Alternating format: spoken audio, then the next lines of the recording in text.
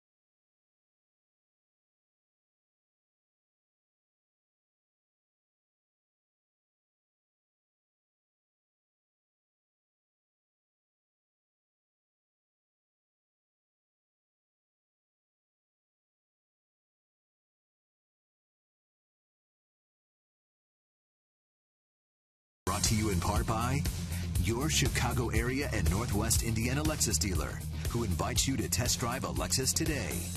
Blue Cross and Blue Shield of Illinois. Through it all. Audi. Truth in engineering. Xfinity. Your home for the most live sports. And by Toyota. The annual clearance event is going on now. Toyota. Let's go places. Welcome back to beautiful U.S. Cellular Field. And just a few moments ago, Jermaine Dye on Jermaine Dye bobblehead night throughout the first pitch. Lofted a strike into Johnny Danks. And that's the way we're going to kick this one off. The weatherman has cooperated. We're going to start on time, which is very nice considering what it was like earlier in the game. So let's take a look at what the Sox did today. They activated Daniel Webb, recalling him from Charlotte. There you look at the numbers and what he's done with our Sox. He threw the ball actually pretty well overall. And Zach Putnam was placed on the 15-day disabled list. He's had a groin problem, and finally they put him on the DL and brought up Webb. So let's take a look at how Lloyd McClendon's going to line up his Seattle Mariners for the game tonight. Tel Marte leading it off, and then Kyle Seager in the 2 spot. He's had a good run on the road, including last night. Nelson Cruz will hit 3rd, Robinson Cano 4th, then it's Seth Smith, Logan Morrison, Mark Trumbo, Brad Miller, and Jesus Sucre rounding it out. The defense, and out they'll line up behind Jeff Samardzija left to right. Melky Cabrera, Adam Eaton, and Abisail Garcia in the outfield with Tyler Saladino, Lexi Ramirez, Carlos Sanchez, and Jose Abreu in the infield. Tyler Flowers behind the plate, and our Lexus pursuing perfection starting pitcher is Jeff Samardzija for his 27th start. He's 8-10, his ERA 4.75. He's gotten the ball over the plate, and right-handers and left-handers hitting exactly the same, which is somewhat unusual. The umpires for the game tonight. Tim Timmons behind the plate. Crew chief Tim Welke is at first, Chris Siegel is at second, and Mike Everett is at third. So as Robin looks on, trying to improve upon his homestand, which to this point has been somewhat disappointing. As you look at his career numbers, and they've thrown the ball around the infield, which means we're ready to play baseball. I'm ready to turn it over to my play-by-play partner, Chuck Swirsky. All right, Stephen, thank you. Always a pleasure, and good evening, ladies and gentlemen. The Hawk under the weather, but hopefully he will be back in the booth tomorrow in the series finale with the White Sox and the Seattle Mariners. And we are underway with Marte leading off against Jeff Samardzija. We're going to get Steve's take on Samardzija of late, who's trying to dig himself out of a tough month. And I'm being very kind here in the month of August, as Samardzija has struggled to say the least. Samardzija in 28 innings has surrendered 39 hits, 28 earned runs with an earned run average of 9. And the last win coming on July 28th at Boston. In fact, he won 2 games on the road, back-to-back at Cleveland and Boston. That was during that 7-game Sox winning streak. And after that, it's been dismal for him. He's also allowed at least 5 runs for the 4th time in that stretch. But the White Sox are certainly hoping with Samardzija on the mound tonight that they could take a 2-1 series lead here after losing last night. They were 4 hit. And really, with the exception of that 6th inning when Danks gave up a couple of solo homers, I thought he pitched pretty well. Yeah, I thought Johnny threw the ball very well. Unfortunately, not much support. And that was that. The bullpen for Seattle, pretty good. And Taijuan Walker, just exceptional. Yes, he was excellent. Marte, the leadoff man for Seattle. 0 for 9 in the series, 2 for his last 14. Very young man. This is only his 26th big league ball game, and he's batting .290. And right on cue, he gets a base hit. So Marte leads off the ball game with a single to right. That's going to bring on Kyle Seager, and Seager has hit his 19th home run of the season in last night's ball game. Marte has hit 105 points higher as a left-hand hitter than as a right-hand hitter, and it's as a lefty that he pokes this one into right field. So Jeff got it down, and Marte leads off the game in ominous fashion. I like that, Steve. Ominous fashion. Very nice. Well, Seager, who last night for the Mariners went 3 for 4, but he's 5 for his last 28. but he's one shy of the home run for the 4th consecutive 20-homer mark. Really a good ball player. Won a Gold Glove a season ago, having a down year with the bat. But again, the Mariners very, very high, and they've rightfully paid for his skill set, giving him a 7-year, $100 million deal in December.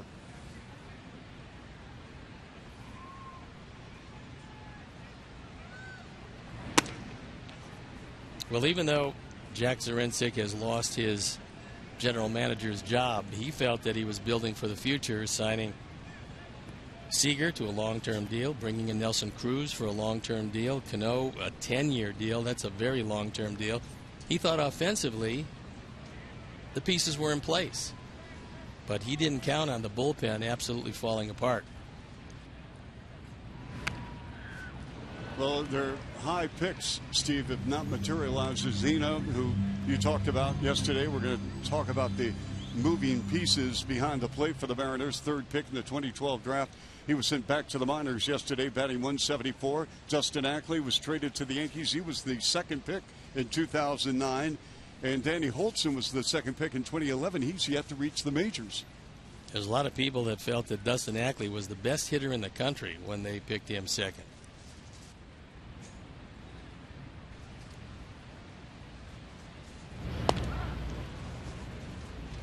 Since 2009, the Mariners have posted the 4th worst winning percentage in Major League Baseball. Now, the Astros at .412, that's 41%, but that's going to rise significantly with the season they're having this year and for years to come.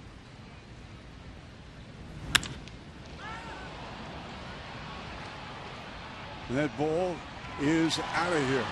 That's a 2-run shot for Seager. That's his 20th of the season, and Samardzija struggling here in the opening frame.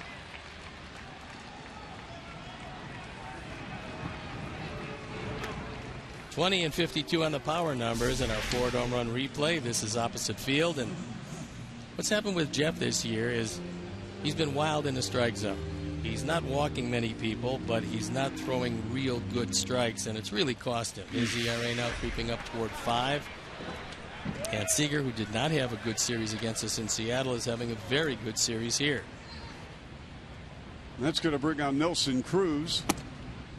As Cruz, 2nd in the American League in hits with 155. Kinsley has taken over the lead with 156, but Cruz having a monster season, 3rd in the American League in hitting at 317.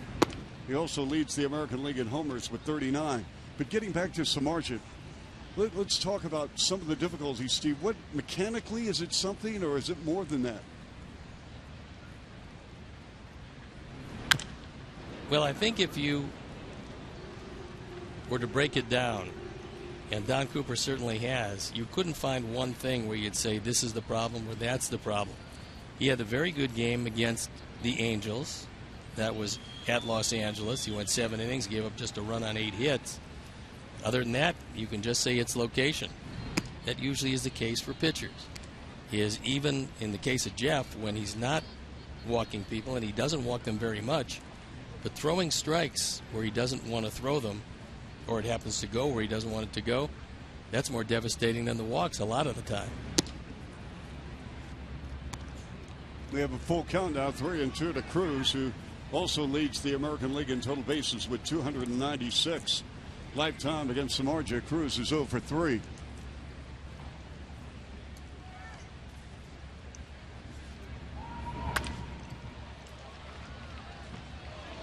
Well, I know it's obviously frustrating for Jeff because, you know, when you give up early runs at a ball game, puts a lot of pressure on your offense to produce, and you want to certainly make sure that you want to keep your ball club at a game early. He'll be glad to see the month of August end. Especially the way this one is starting.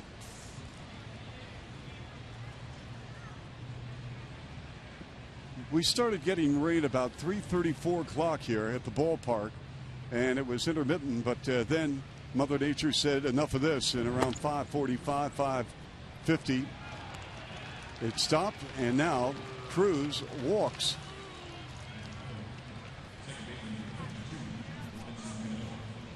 This is a guy that's done a pretty good job against Jeff Samardzija over the course of their brief encounters.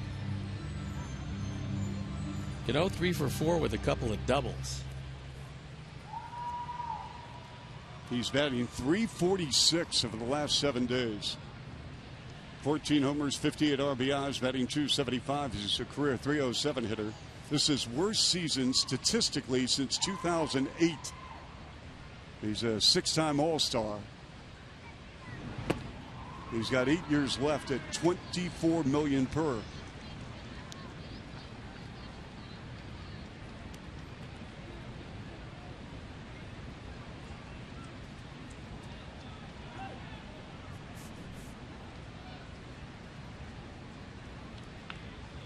So Seager with a 2-run blast, and now Cruz on at first after a walk.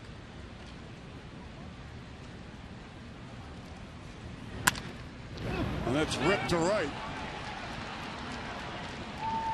Cruz going to make the turn. He's headed to third, and Cano on at first, and we have runners at first and third for Seattle.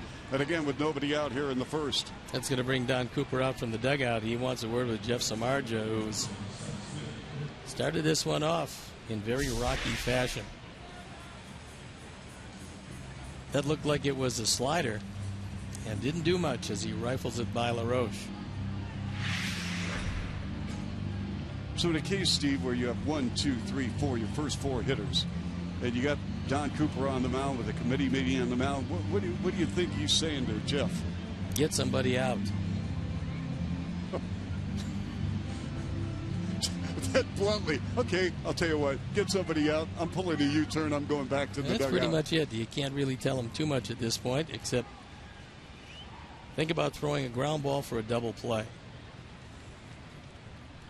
Seth Smith, he's playing left field tonight for Seattle.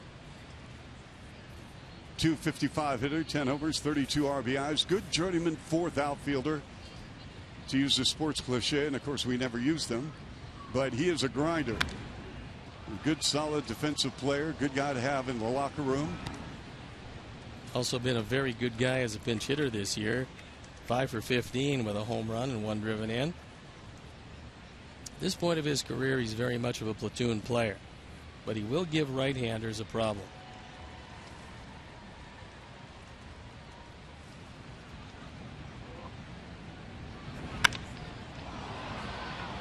There's a fly ball, right center field.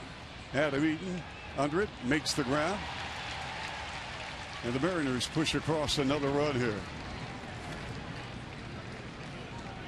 So a sac fly for Seth Smith. And the Mariners have jumped on the White Sox now 3-0 here with an out in the first. RBI number 33 for Smith. Got a good piece of that one, thinking about a fly ball. And he got one. That's the 4th sacrifice fly of the year. Logan Morrison stepping in. Morrison 4 for 12 lifetime against Samardzija. He's hitting only .233 on the road. Former Marlin. You talked about him last night, Steve. Has he turned into somewhat of a utility role player now in his career, or is he a frontline player in this league? I think he's getting a lot of action against the right-hand pitchers. He's one of those guys that you always expect to do a whole lot better than he's done. He does have pretty big power, but injuries have really curtailed what he's been able to do during the course of his career. When he first came up, it looked like there was nothing that could stop him from being a star, but as so often happens, if your body starts to break down, you don't get that opportunity, and sometimes you never really get out of yourself what you know is in there. Mm-hmm.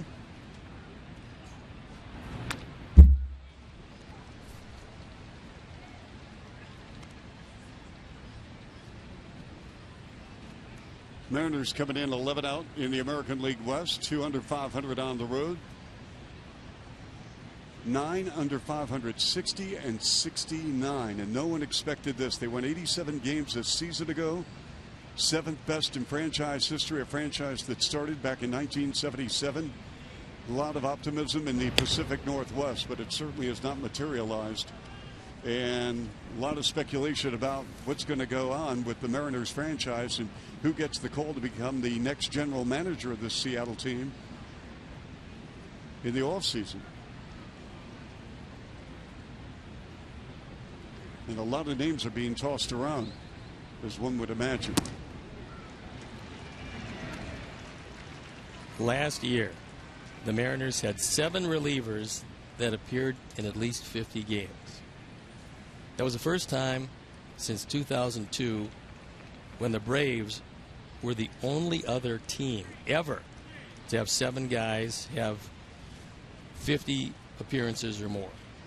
So there's an example of last year when they were number 1 in the bullpen in baseball, and this year when it just crumbled for them. So Morrison goes down swinging.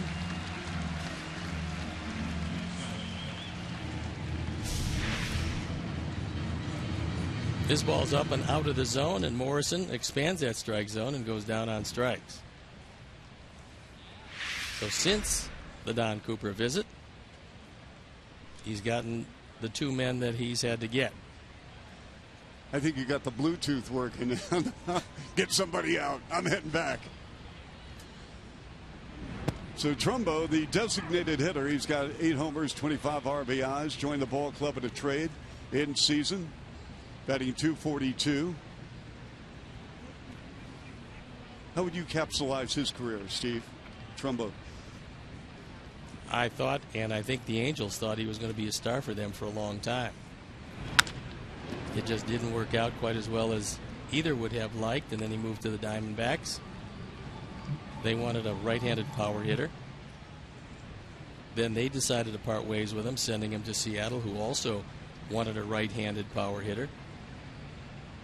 And for Mark, I think he probably would tell you that he'd like to have done a bit better. He still has tremendous power. Over the past week, batting only .208. He's had some knee problems, and I think it's probably diminished his skills somewhat. If you've got any knee problem at all, either knee, it doesn't matter front or back, you're not going to have that good solid base you have to hit from. And that's a called third strike. Trumbo looks back, and the inning, half inning, is over. But the Mariners score 3, and the White Sox coming about here.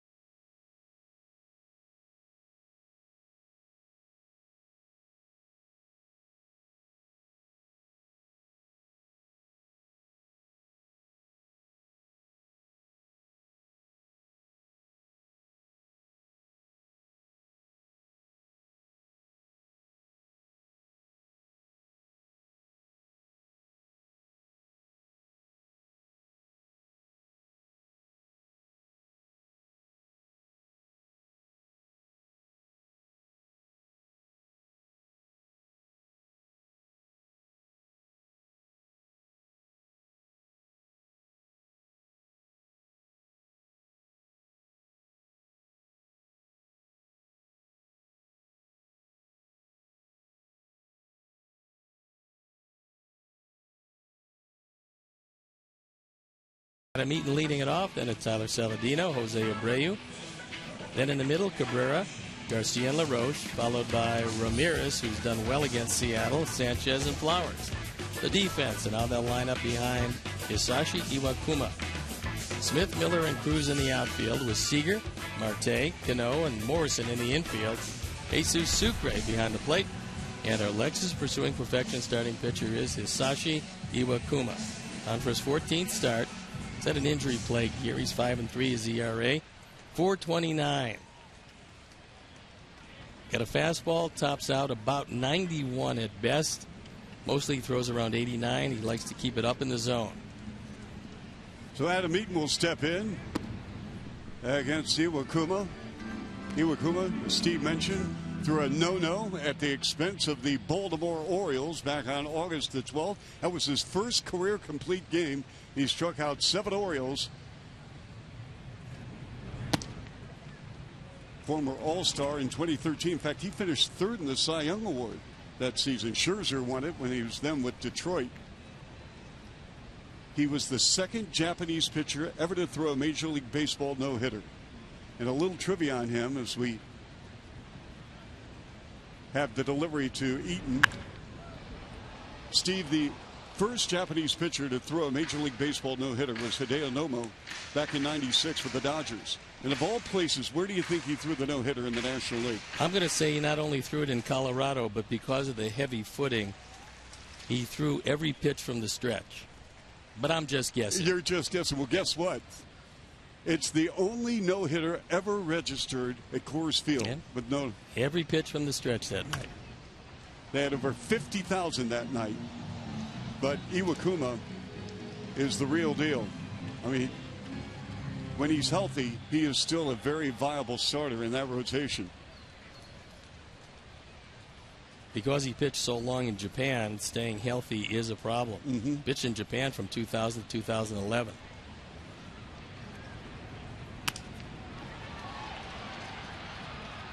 Routine fly ball. You know, the first Japanese player, by the way, Steve, ever to play for a major league team was in San Francisco. Yes. Murakami. Yes. Masanori Murakami. He made his major league debut September the 1st, 1964. He appeared in 54 games during the 64-65 campaign.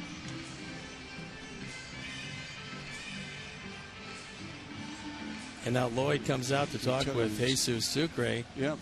I think he probably got hit on the backswing, would be my guess. Yes, that's exactly what he's... And actually what he's miming. So take a look at that backswing, and boom, right on top of the hand. And he got hit square.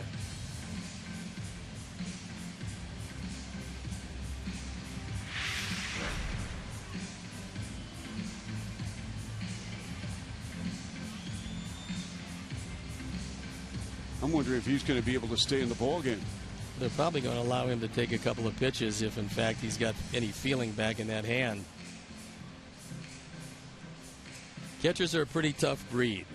You can't go back there without being a tough guy. So he's shaking his head. He wants to take, I think he wants to take a pitch or two and see the concussion of the baseball and how it feels to him.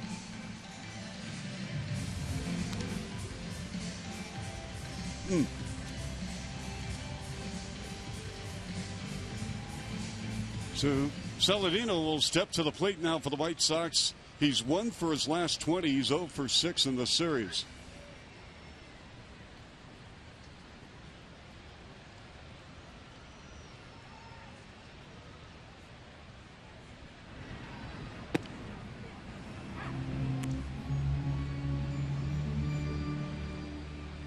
And despite the fact Saladino is struggling with the bat, he has played exceptionally well defensively at third.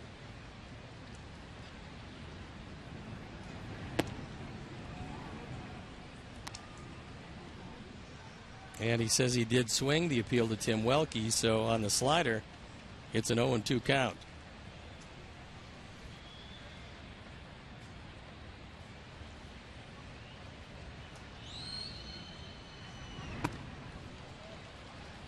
Saladino goes down on strikes, and our picks to click. Let's see, what do we have here? Well, the crew is taking Alexi Ramirez, Steve Stone with Sanchez. And you know what, Steve, yesterday I went for Dick Allen. The production truck said, no, you can't, so I took Melky, and Melky had a good night at the office. And tonight I wanted to go with Richie Zisk because he played for the White Sox and Seattle, but they said, no, you have to go with Adam LaRoche. So I said, great, I'm taking Adam. See, I'm just thinking old school here with Abreu at the plate. Richie Zisk, you know, he had the career year in '77 where he had 30 home runs. His last 3 seasons in the big leagues were with this Seattle franchise. Richie Zisk was a pretty good hitter. Yeah.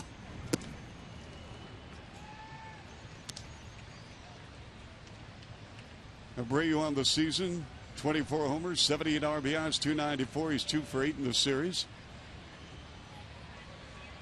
Mariners played at 3 in the top of the inning to start the ball game against Jeff Samardzija. Iwakuma with a routine fly ball to right. And that's going to go 1-2-3 for the White Sox here in the first. We'll return in a moment here in Chicago, right here on Comcast Sportsnet.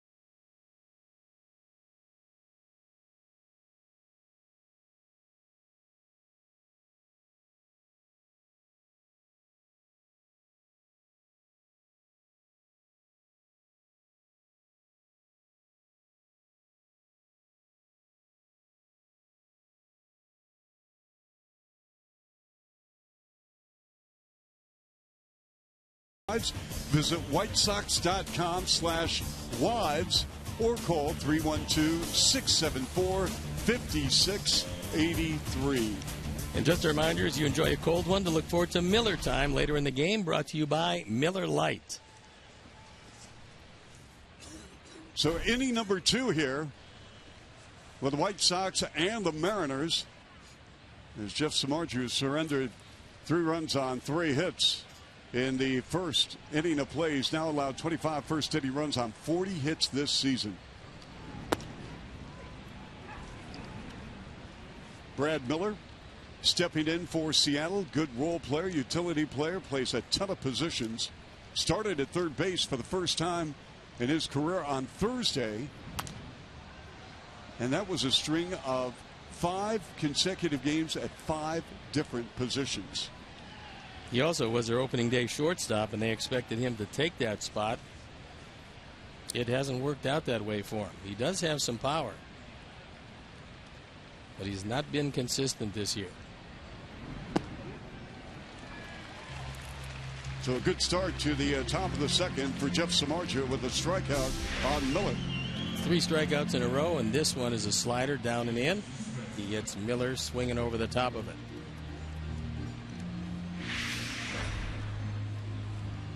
That's going to bring on Sucre. You can tell he's still grimacing after taking that bat on his hand. Yeah, what he didn't need at .091 for a batting average was getting hit in the hand on top of it. No laughing matter, of course, there. Just trying to play through it.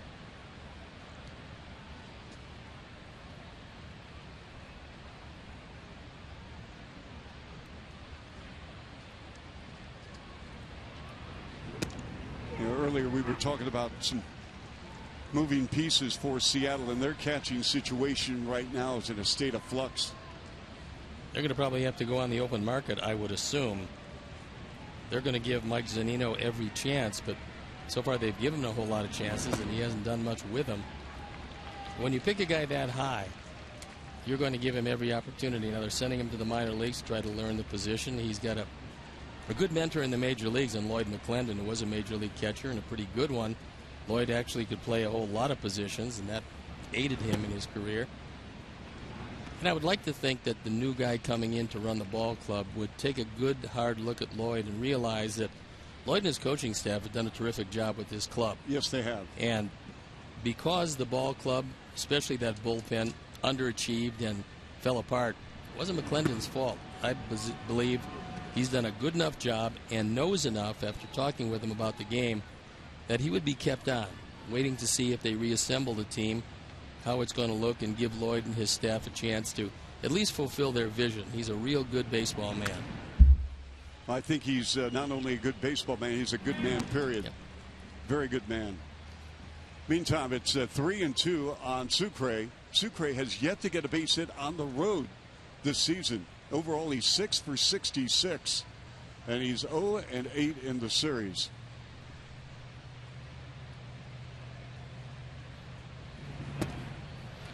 And he struck him out. That time he expanded that strike zone, went way out of the zone. And you can cover all the bases for just $79 by purchasing an Abreu 4-pack. Each pack includes 4 upper box game tickets, 4 hot dog value meals, and a parking pass. Abreu 4-packs are available now for all remaining Monday through Thursday games. Visit whitesox.com/Abreu to order yours today. Make it 8 hot dogs and I'm there. I was going to say maybe even 12.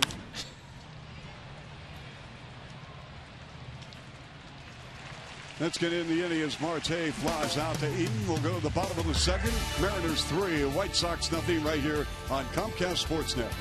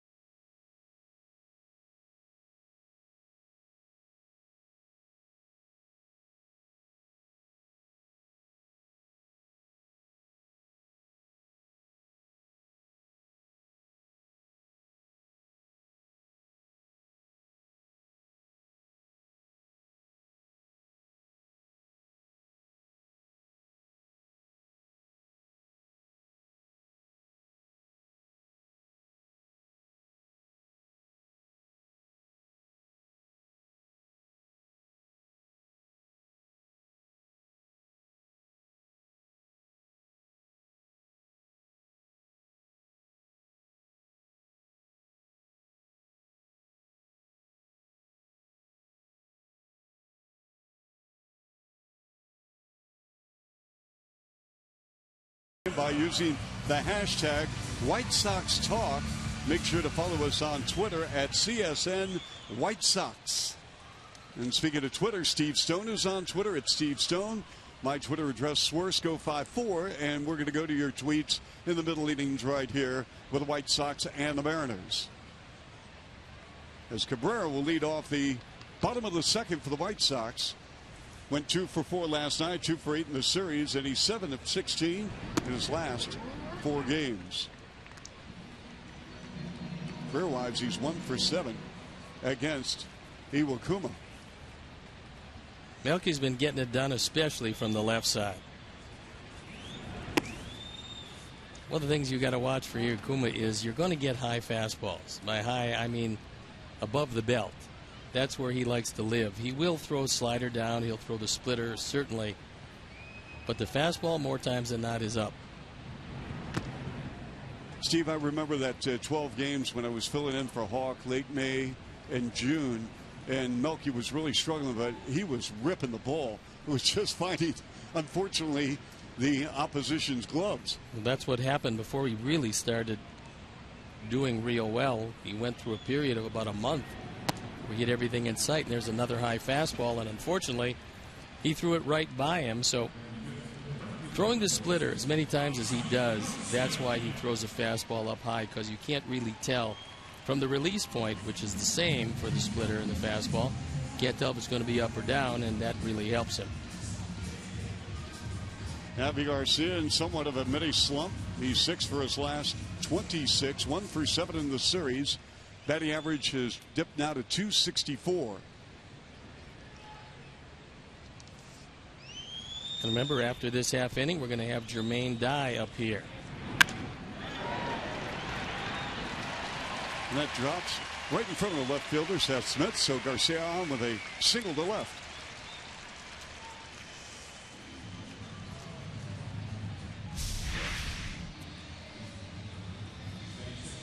That time he threw a slider that didn't slide.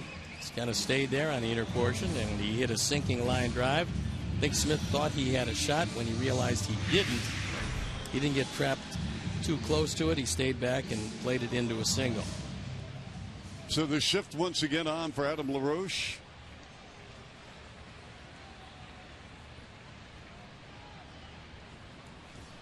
Little rain is falling. Not enough to disrupt the game, though. No.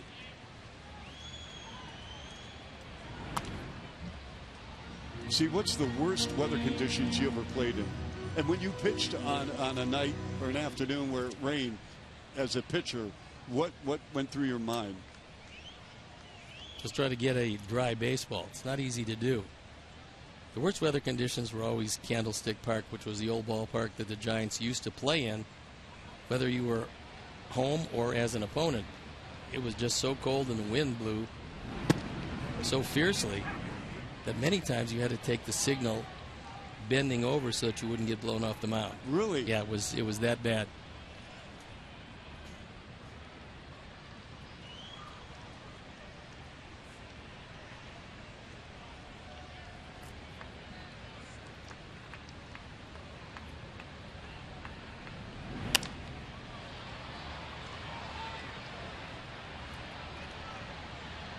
Steve, this is my first look at Iwakuma.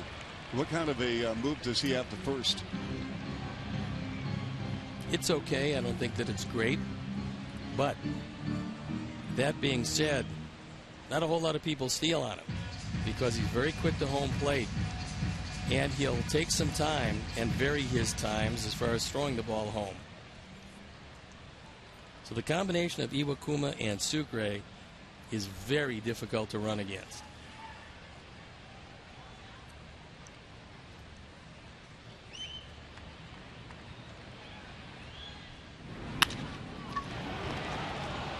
Four, 6, 3. Well, that'll do it here in the bottom of the second for the White Sox. We go to the third, 3-0 Mariners on Comcast Sportsnet.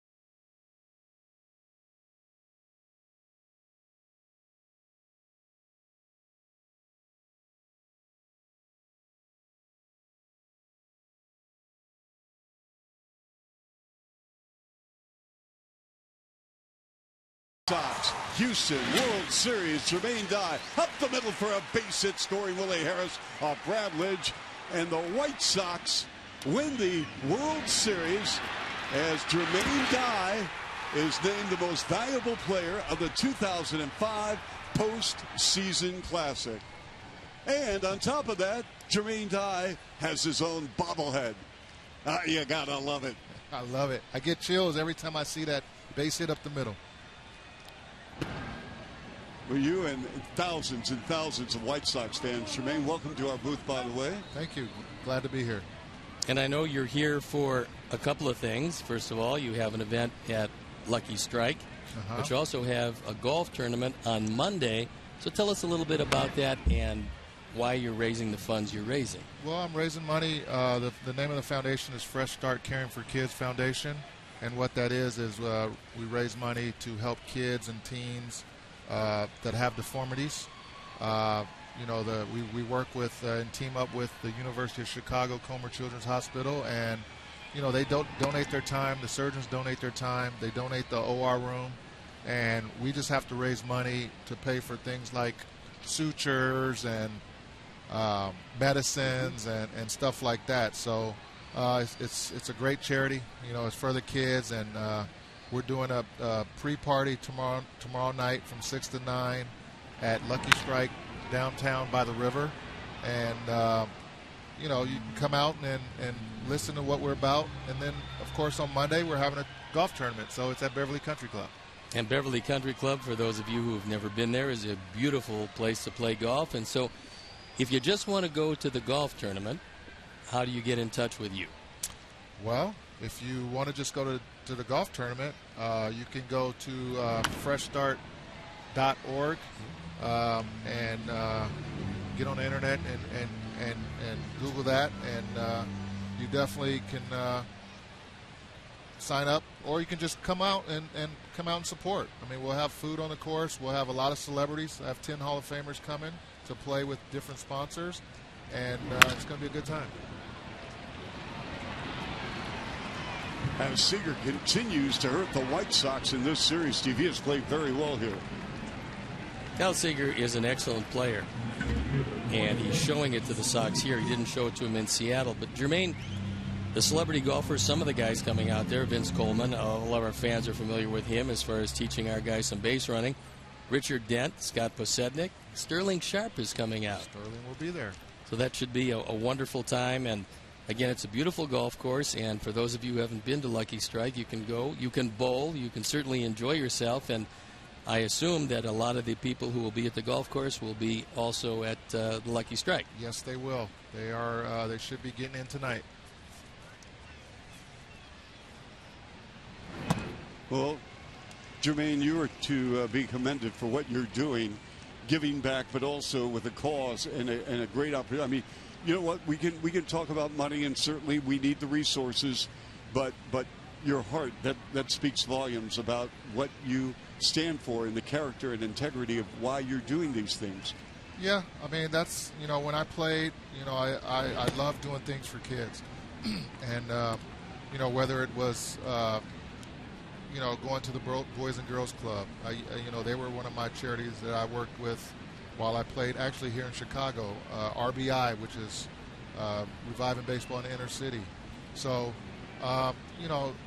everything's about the kids. They are our future, and, I try to do everything possible, no matter what it is, to help kids out. This city is such a wonderful city because once you've been here, once you've had any success at all or spent a great deal of time here, the city kind of wraps its arms around you. You're always part of that city. And, of course, nobody's going to forget 2005, what you meant for that team. And as a special group of guys who have come together at a lot of different times, this year had to be something special as we celebrated the 10th anniversary of the 2005 team. Yeah, it was a great feeling to come out here and relive what we did in 05, and just to see the guys again and get together and with ownership, with you guys, just to tell stories on and see what everybody's been doing over the last 10 years was definitely a dream come true, and it's something I'll never forget.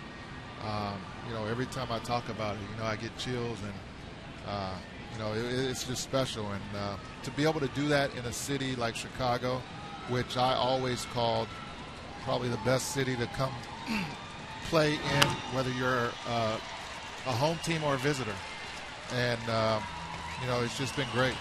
You know, for a generation of fans, and I know it's only 10 years, but for a generation of new Sox fans who may remember a little bit of that 2005 season, but now come on board, give me an idea what 2005 was like from a player's perspective. Where did this club turn the corner to have the impetus to win a World Series? Well, I think, you know, it starts in the clubhouse. You know, it starts, you know, with the manager. He believed in us every day.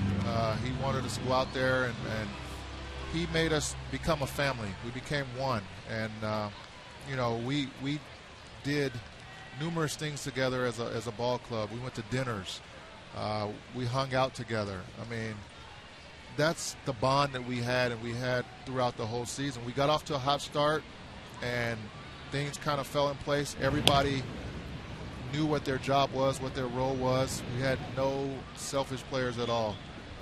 We had one goal in mind, and that was to get to the playoffs, and then hopefully our momentum carried us over, and it did. But, you know, we fell into tough times there at the end. I think we kind of needed that a little bit to get us back on track. And, you know, once we got in the playoffs, I mean, the rest is history. Our pitchers did a great job, and we had timely hitting, and I'm sitting here now as a world champion. And one of the great stretch runs in history. I mean, you talk about 11-1 in the playoffs. I'm not sure that that's going to be done anytime soon. That was certainly one of the great runs. As you guys started on that pursuit where you just kept winning game after game and defeating people who obviously came there with the same goal that you came there with, did it start to feel special to you? I mean, when you guys went up knowing Houston was going to be the opponent, did you look at that team and think, you know what, there's absolutely no reason why we shouldn't beat these guys with kind of a rapid dispatch? No, you know what? That was what was good about our club. We never got too high. We never got too low. We looked at everybody as somebody out there, opponent trying to beat us. And our focus was no matter who's out there, who we're facing, whatever pitcher's on the mound, we got to go out there and beat them. I mean, no matter who they are. So when we found out Houston was going to be the club we were going to play, that didn't bother us at all. I mean, it was just another team out there that we had to still go out there and do our job and hopefully put some runs across and win some ball games. Jermaine, we are discussing your charity work, philanthropic responsibilities that you so have embraced. What are you doing day to day now? Give us an idea of what's happening in the life of Jermaine Dunn. Wow, I mean, 3 kids. I mean, it's a lot going on. I feel like a taxi driver running kids to school. I got a high schooler now who's a freshman in high school. So I got an 8th grader, and I got a girl. Put the tag on him. We're going to have a cut at the plate, but he hits safe. We'll see whether or not we're going to have a replay, but the Mariners have scored their 4th run.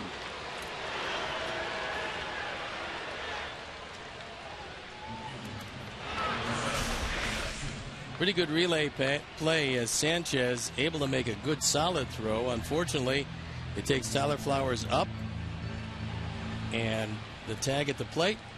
Tyler's looking into the dugout because the front leg went over the plate. It hit, went over the plate. He tagged the back leg, and we'll take another look at it. And Robin wants them to take another look at it. See the front leg hit and go over the plate before it hit the back of the plate. Robin not feeling like he's got anything to lose here.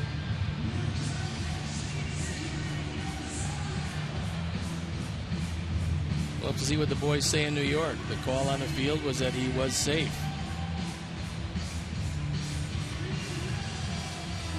Well, they're going to sort things out. Well, the right leg never did hit the plate.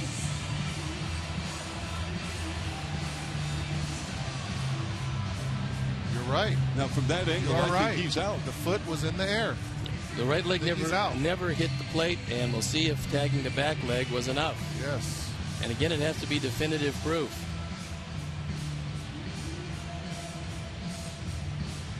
The beauty of replay. It's pretty amazing because you guys obviously never had that, and now we see it a lot. What it's done, certainly, outside of getting a whole lot of plays right that wouldn't have been right, it's taken away a lot of the arguing with the umpire. Exactly. Yeah. I know that's something that the fans kind of look forward to because there were some legendary managers who argued quite a bit. Now you just don't see it as much. You see it occasionally, especially on balls and strikes, but you don't see it that much. Jermaine, I grew up in a generation featuring the likes of Earl Weaver, Billy Martin. They would really get in the grill of some of the men in blue, the umpires, and Tony Piniella. Lou Piniella, Lou Piniella. But those. So watch the front foot. The front foot's going to hit the dirt, and then it's going to go straight up. By the time it came down, it was actually by the plate. So again, with definitive proof as the key, we'll have to see exactly how they're seeing it in New York.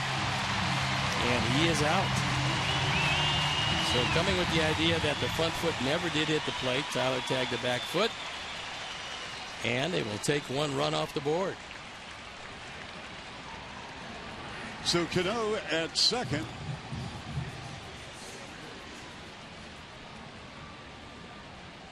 And we have 2 outs here in the third, with Seth Smith at the plate.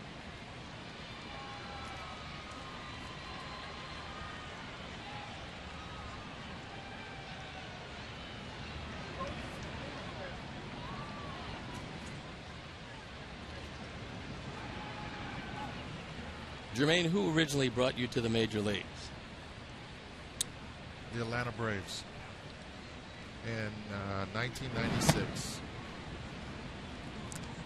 At that point, were they the Braves that we came to know and love as far as the 14 straight division championships? Yes, they were. I was fortunate enough to come up under some good players, some great leaders. Marquise Grissom kind of took me under his wing. I stayed with him as a rookie, and I had David Justice, Terry Pendleton, Greg Maddux, Tom Glavine, John Schmaltz. All these guys just kind of teach me and show me the way to how to become a professional. So it was great as a young guy to come up and see and be brought in on a team that had won so much. Terry Pendleton, his first year there, won the MVP. That was really the start of building that championship ball club that did win the 14 straight division titles. Only one World Series, however, but didn't diminish the fact that they really understood how to play baseball.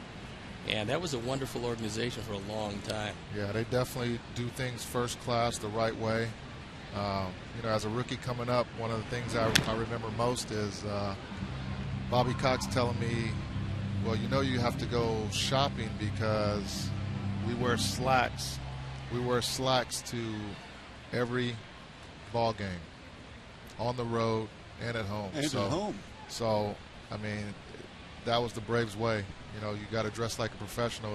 If you act like a professional, dress like a professional. So, to be able to instill that in young guys was awesome for me. Couldn't afford it, but I had to do it anyways. Save that per diem money for a pair of pants. Was there one kid that you took under your wing when you became a veteran player that you look back now and say, maybe I helped him become a professional? You know what? I didn't really take one under my wing. I tried to just talk to everyone, no matter if it was a pitcher, no matter if it was a position player or what. I just try to, instill some good values to them, and hopefully they can take it for what it's worth and put it in the back of their head and hopefully use it for something down the road. But, I got along with everybody. I went to lunch with a number of people. I just, on the road, just grab somebody, let's go. 2 or 3 of us that go to lunch, and, I'd go with 2 or 3 the next day. So it wasn't like just grabbing one person and just trying to take them under my wing. Just I like to communicate with everybody, Coming into the world of baseball, professional baseball in the major leagues, under the umbrella of the Atlanta Braves, with all of the Hall of Famers you got a chance to interact with, a lot of guys don't have that opportunity, and so I would think that would be one of the things that you'll carry with you your entire career. And unfortunately, that one is fair down the line, and the Mariners indeed will score that run. So it is a 4-0 game. As Smith drills it right by LaRoche at first base.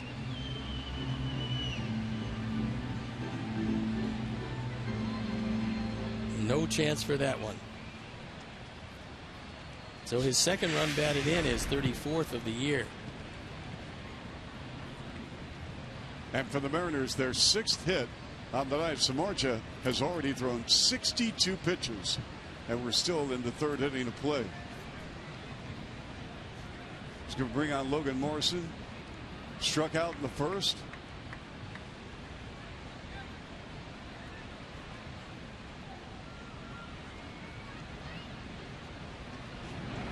Well, Steve mentioned with all the galaxy of stars in the Atlanta, what did you take out of that Braves organization that you applied in your career, being around those Hall of Fame players? Well, I think, the most thing that I took out of that was, being able to sit next to Greg Maddux, Tom Glavine, John Schmaltz on the bench, and let them tell me what this pitcher is trying to do to this hitter right now. And to be able to look at it in that aspect of what pitchers are trying to do, I use that to my advantage. And when I went up to the plate, certain counts, certain situations, I kind of had an idea at a younger age of how to really play this game. I mean, it's a cat and mouse game. I mean, it's a game of who makes the adjustments the quickest. So to be able to learn that from guys like that, I mean, that's something that, I'll never forget. A lot of guys don't get that opportunity to sit next to those 3 guys for a number of innings and just listen to them. And it was just great. Do you great think experience. it happens as much now as it did then? I don't think so, because I don't think there's a lot of veteran players in the game anymore. I mean, now it's a lot of younger guys that are kind of thrown in the fire, so they're kind of out there to learn. They don't really have somebody to really tell them, kind of with that experience. For most of the clubs, I mean, there still are a few, but for the most part, it's not like that anymore. But you got a lot of great players, playing the game right now. And it's been fun to watch a lot of these young guys come up and do the things that they've been doing. That's what we've seen the last couple of years, and you just mentioned it. We've seen a lot of great young players come into the game in the very early stages of their careers. They're becoming stars in this game, where in years past it didn't work out that way. They had to spend some time here getting to learn what was going on.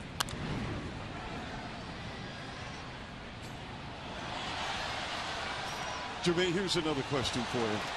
And I know you follow the sport closely. I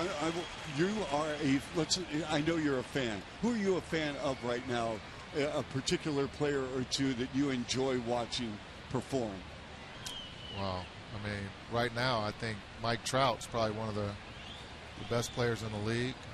Miguel Cabrera. I mean, he's a guy that I talk to all the time. He always tried to find me on the field when we went up against them, just to talk, see what's going on, ask me how my family's doing, and just joking around. And but there's a number of guys. Robinson Cano, he's a good player. I mean, there's a few guys out there that are just stars from the get-go. I mean, but I think Mike Trout's probably the one guy that is head and shoulders above probably one of the best players in the league right now. And he represents MLB really well. Plays the game the right way. I would think he's right now probably the face of baseball. Exactly. I would agree with that. We often show on camera when Miguel Cabrera's on holding a runner on at first and he's having a running conversation. You probably were the recipient of a few of those. Yeah. Well, I mean, most of the time it's how's the family. But then sometimes with Miguel, he would ask me, like, what was I looking for? What pitch was I just looking for? To be able to get a base hit like that in that situation. He's learning. He's trying to learn. He's trying to pick guys' brains. I mean, we just had fun. Sometimes we'd go into a series and we'd try to make bets on who's going to hit more home runs that series. And most of the time I think I won because I played pretty good against Detroit. But, that's him. He loves playing the game. He enjoys it. He keeps it fun. And, that's what you got to do when you're out there on that field. You can't go out there and play mental games with yourself. You gotta keep it fun. And I think at times that gets lost in the entire equation of this sport. I know it's a business, and I totally get that. I mean, you played you're an MVP of the World Series. Steve Stone won a Cy Young, but you have to have some fun, Yeah, you do. I mean, this game is mental. I mean, you have to know that it's a long season. It's going to be a lot of ups and downs. So you got to go out every day and try to develop a routine to get yourself ready to play this game day in and day out. And, it's a great game. It's a great game. Well, meantime, Morrison draws a walk, and Don Cooper is going to pay another visit to the Shark as Jeff Samardzija has now thrown, Steve, 73 pitches, and we're still in the top of the third. But one of the great things, Jermaine, about the game of baseball is when you get an opportunity, you don't get it all that often, but you get an opportunity to get in a pennant race where every game, each out, each certain situation is paramount to your season. And a lot of guys don't have the opportunity to do that. You had the opportunity to do it. I know you've probably done it a few times. Besides 2005, what was the best team you were ever on? Wow. I've been on some pretty good teams. I mean, we had, offensive-wise, in Kansas City in like 99, 2000, we were pretty good. We were a couple pitchers away from really doing something that year. Then we got Oakland, that Moneyball team. We did some awesome things there. Jason Giambi, Miguel Tejada, Eric Chavez. Johnny Damon was on that team. Terrence Long, and but I mean, all around everything. I think 2005 was probably the best all-around club I've been on for his pitching and offense. Jermaine, thanks so much for the visit. Thank you. Thanks for having me, guys. All right, we go to the bottom of the third, 4-0 Mariners, right here on Comcast Sports Network.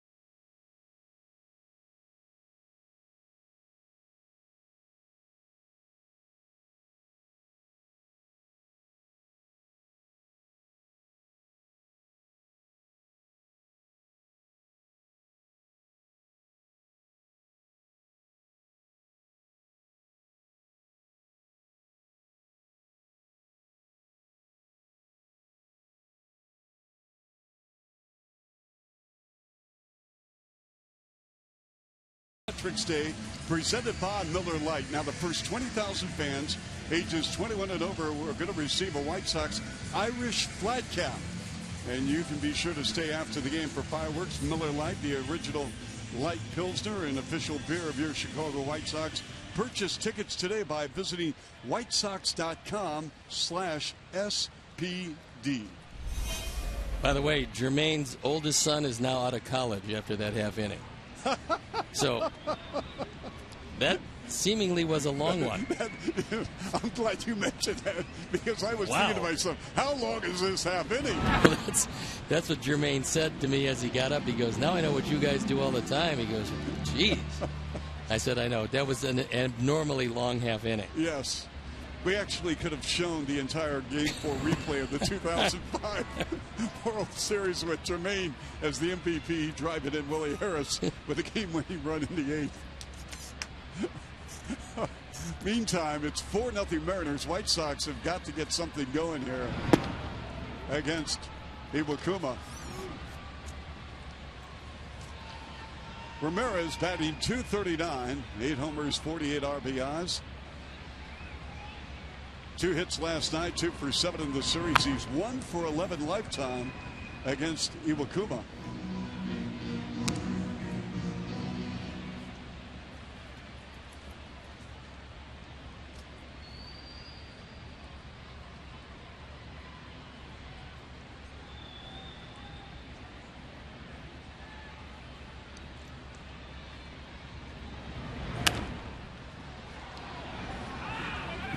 Popped up right in front of the plate. Sucre makes the grab, and we've got Ramirez retired. Just one footnote on Jermaine Dye. He was a really, really good player. I know a lot of fans in Chicago remember that 2005 season, but you look at the volume of his work with other ball clubs, including the White Sox, of course. I mean, he was a terrific everyday player. Jermaine was very strong. Before he hurt his leg, he was pretty fast. And there is no doubt he learned how to hit in that Atlanta organization and carried it with him wherever he went. He was a real tough out. Yes, he was. Carlos Sanchez at .239, 3 homers, 25 RBIs. Carlos 5 for his last 24. If you just joined us, the Mariners got 3 in the first, 1 more in the third. Ball hit to left center field, diving, and that ball is headed to the wall on the warning track, picked up by Smith in left field, and Sanchez is on with a stand-up double.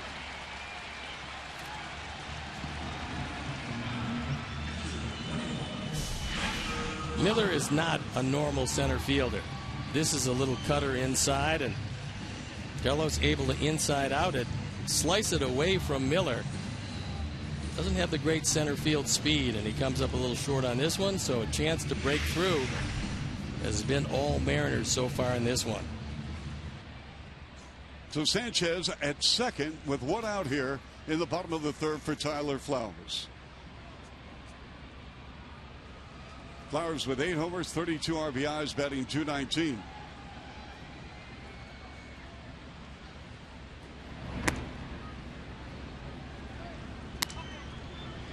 White Sox began the night chasing not only the Yankees, and it appears that the Yankees are going to grab one of those wild card spots. Texas right there, of course. You got Minnesota, the Angels, Baltimore, Tampa Bay, and now Cleveland. Here's Flowers. Deep fly ball center field near the track, and the grab by the center fielder Brad Miller. And Sanchez tags up and hits the third.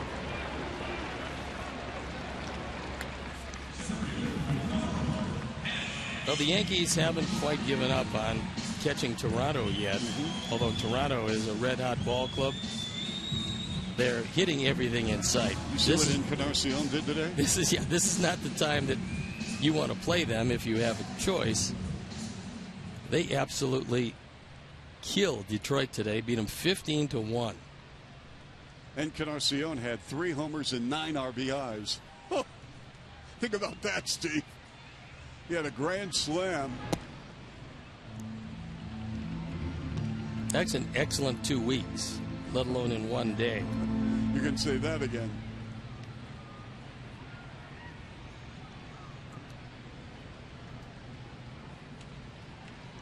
As Adam Eaton flied out to center in the first. And that ball gets past the catcher, Sucre. But covering the plate is Iwakuma, as Sanchez has to remain at third. Sucre jumped on it pretty quickly. This is a splitter. It does get by him. Iwakuma with only one wild pitch this year. And there was no hesitation. That's a great camera shot by our truck and the hardworking men and women of the production staff. Iwakuma just darted, sprinted to the plate. Little things like that, Steve, save a run now and then. Well, Sanchez made the right play. He came down the line and realized he wasn't going to make it. But especially with a guy that throws a lot of splitters, you've got to anticipate and actually be coming to the plate as he delivers the ball.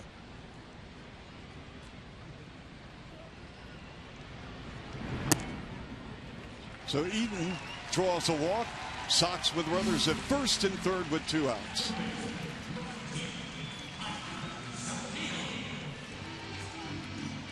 It's now time for you to tweet your strongest fan photo. Use hashtag #ChicagoDataStrongFan.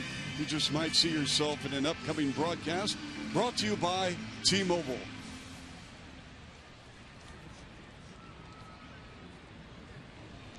Saladino at the plate, runners first and third. We have 2 outs.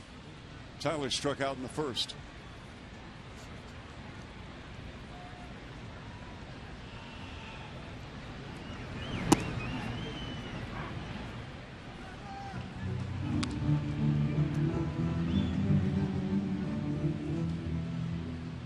Well, you mentioned the wild card situation, Steve, in the American League.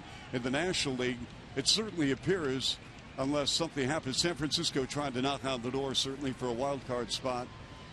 And the Pirates and Cubs, going to be very interesting the final month of the season, who gets that play-in game at home. Now the Pirates have a 5-game lead over the Cubs. And for the Cubs, their 3-game losing streak coincided with the Pittsburgh 3-game winning streak. So the Cubs got pretty close, and then Pittsburgh put a little daylight between themselves and the Cubs. The Cubs out on the West Coast, and Pittsburgh has been doing a whole lot right.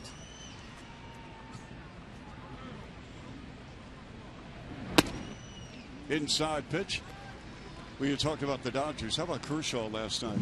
He was fabulous. His past 10 starts, 78 innings. He's allowed only 48 hits, 96 strikeouts, and only 8 walks. Probably no better 1-2 at this point than Kershaw and Greinke.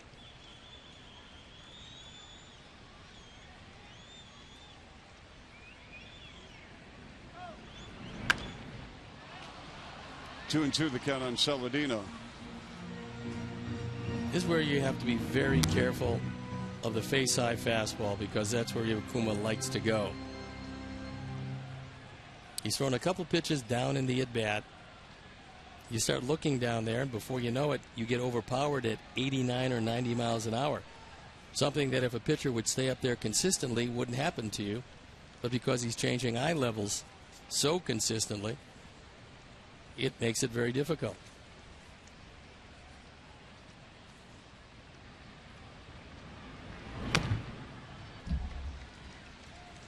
There was a splitter, and Tyler was able to foul it off.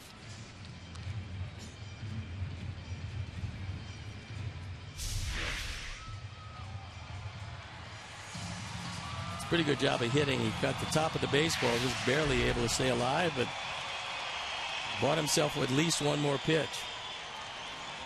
He fought it off in a 2-2 count.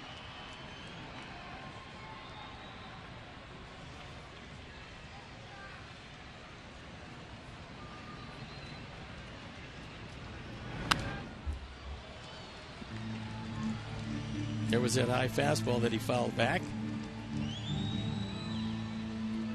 And is this something, Steve, at a scouting report, this is what Saladino's looking for now with this type of count? It's hard to really look for anything. First of all, Tyler's a rookie. You got a veteran pitcher on the mound who throws a splitter, a high fastball, and a slider to go with it. You can't really look for anything. Right here, you're looking for the baseball because you got a 2-2 count.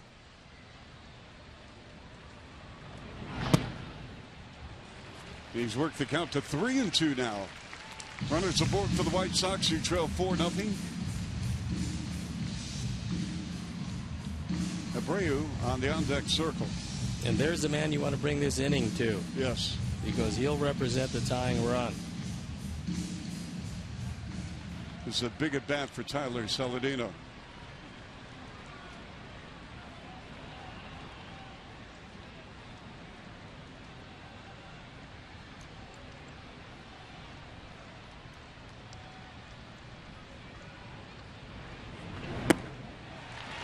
Saladino does a nice job there at that at bat against Iwakuma, and the bases are loaded for Jose Abreu.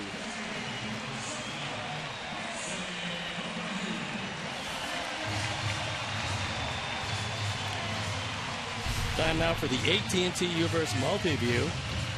Pretty good speed on the base paths. And back-to-back walks along with the double by Sanchez have seen to it that Jose will be the tying run at bat. With the bases loaded, pretty good. Yes.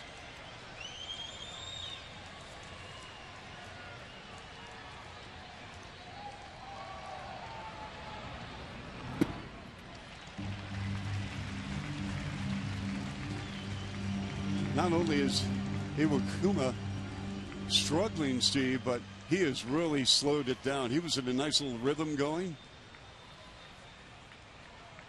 Probably cost him a couple of walks this inning. Mm-hmm.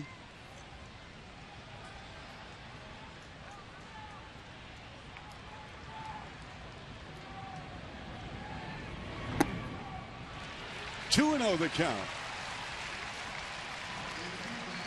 Okay, so if you're Jose Abreu, what do you do now? Iwakuma is having a tough time finding the zone.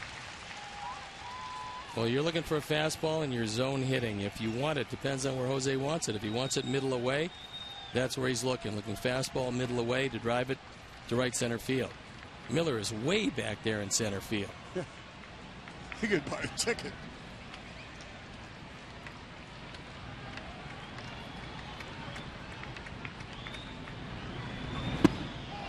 Healthy swing at a cut. 2-1.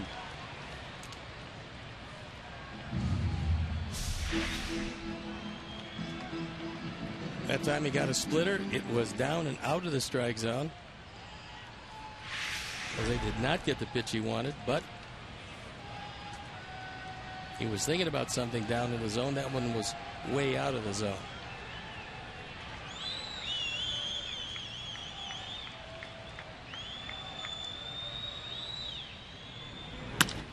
There's a deep drive, center field at the track, and it is caught by the center fielder Brad Miller, and that will end the inning. Abreu gave it a ride, but as the White Sox failed to score, 4-0 Seattle here. We go to the fourth right here on Comcast Sportsnet.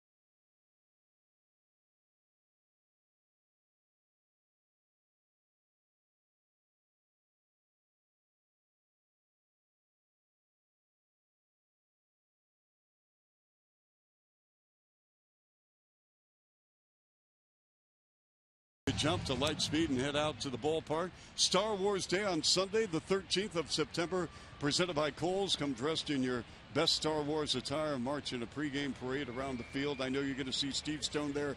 First 1,200 fans to purchase will receive an Adam Juan Kenobi bobblehead. For specially priced tickets, visit whitesox.com/Star Wars. All right. Fun night at the ballpark. Coming up in mid-September, but right now, 4th inning of play with the Mariners in front, 4-0. White Sox have been held to 2 hits.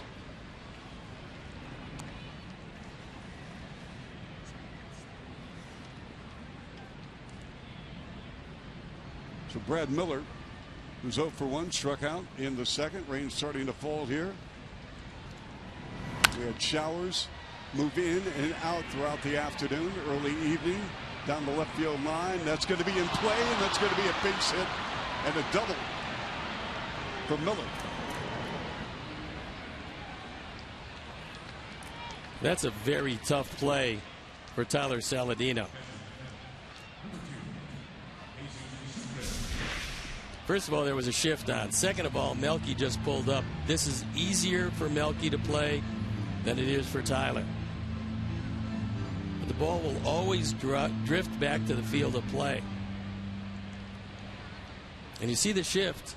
Melky right there didn't see it. That's the reason why he pulled up. Normally, this is the left fielder's ball. He didn't see it off the bat for whatever reason, and it was a 2-base hit. So, not the fault of anybody. One guy didn't see it. The other guy had too far to run. That's the 7th hit for Seattle. Let's see if Sucre can get that bunt down. Infield playing in. Sucre's a pretty good bunter. And I would say when you're hitting below 091, you better be able to bunt. He's got 5 sacrifices this year.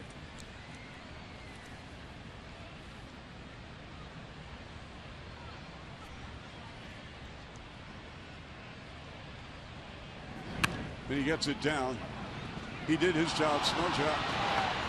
Can't make the play. LaRoche throws the first to complete it. But again, Sucre, as Steve Stone mentioned, that Sucre did his job moving the runner over to third.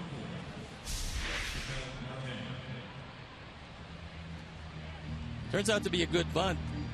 And Adam LaRoche gets it there just in time. Jeff ran by it. See the foot just barely on the bag. Nice job by Sanchez. Nice job by Adam LaRoche. So with 1 out, Seattle with a runner at third. 4-0 Mariners. Samardzija, 79th pitch on its way.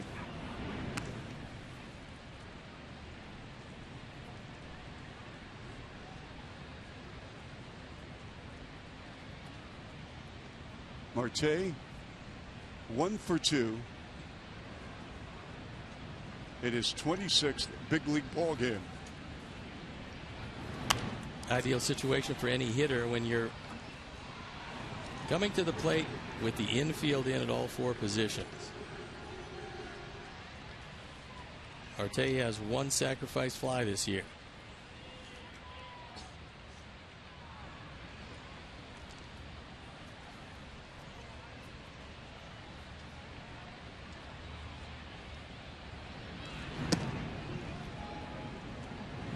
One and two with 1 out here. Seattle once again threatening.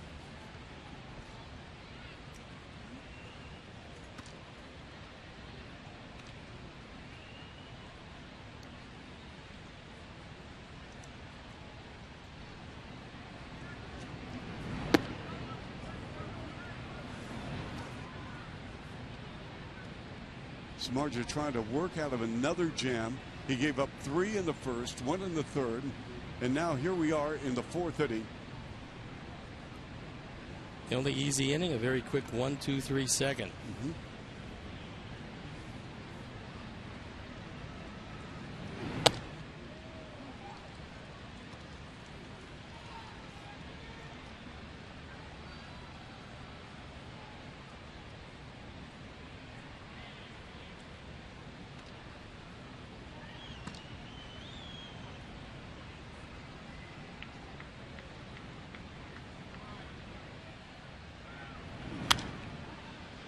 fouled off. So right now, at this point, Steve, you've got Samardzija working on 84 pitches.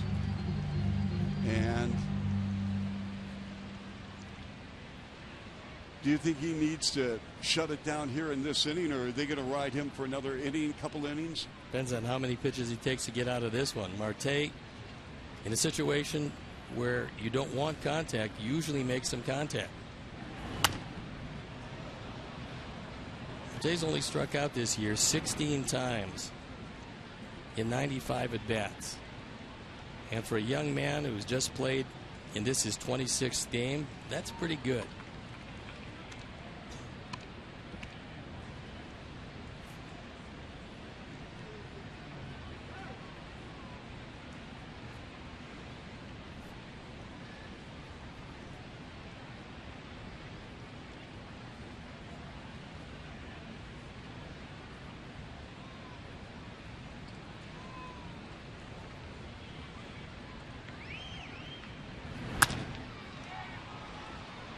Fly ball to left field in fair territory, and we've got to play at the plate but wide of the base, and Seattle has plated their 5th run on the night on a sac fly by Marte, who went the opposite way.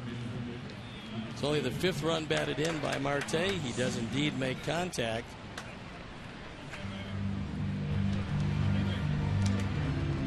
Kyle Seager comes to the plate, and he's had a couple of good nights. Last night he got Johnny Danks. It was leading off the 6th inning. And tonight he got Jeff Samardzija. After Marte got a base hit, he made it 2-0 in the 1st inning.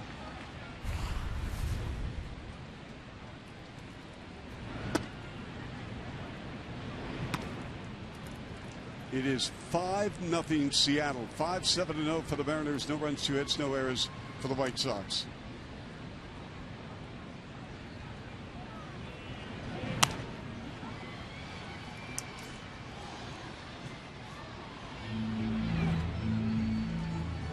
Pitch count continues to rise. Mariners have fouled off a lot of pitches tonight.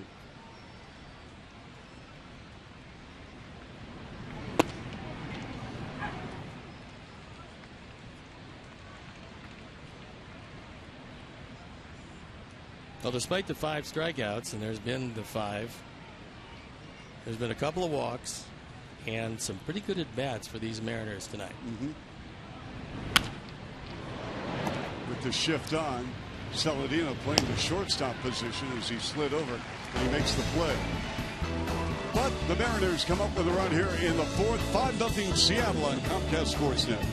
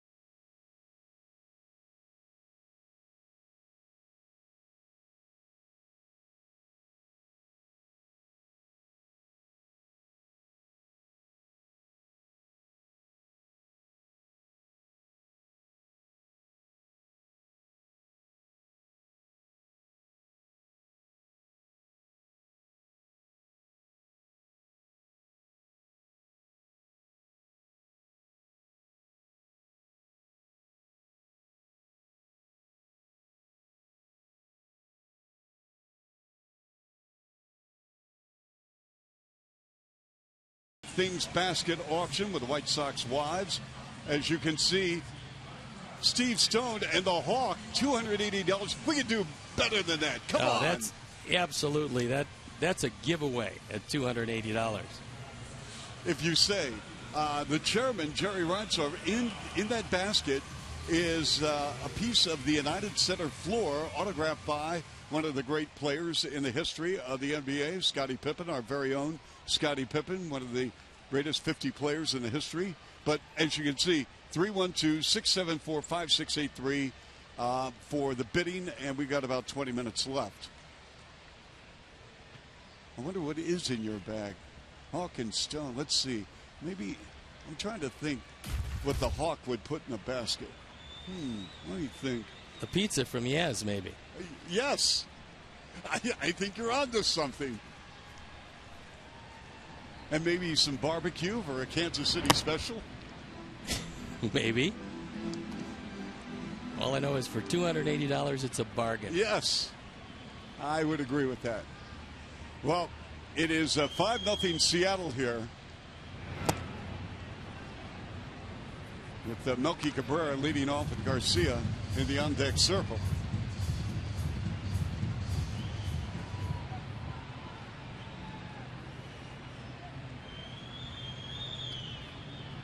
Melky struck out in the second inning.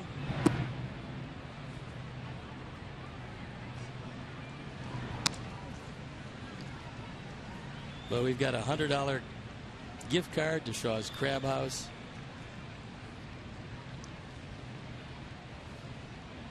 Love that. Got The Godfather in there. Nice. One of my favorite movies of all time. Only seen it 20 times. How does it end? A couple of autographed mini bats. Indeed.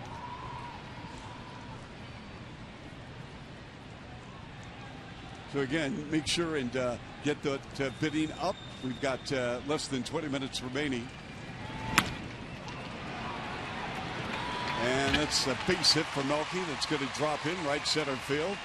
White Sox with the leadoff man on here in the bottom of the fourth, trying to generate any kind of offense, trailing 5-0. By the way, we will go to your tweets, and we'll do that probably in the 5th and 6th inning. Some questions for Steve. Last night was only 4 hits.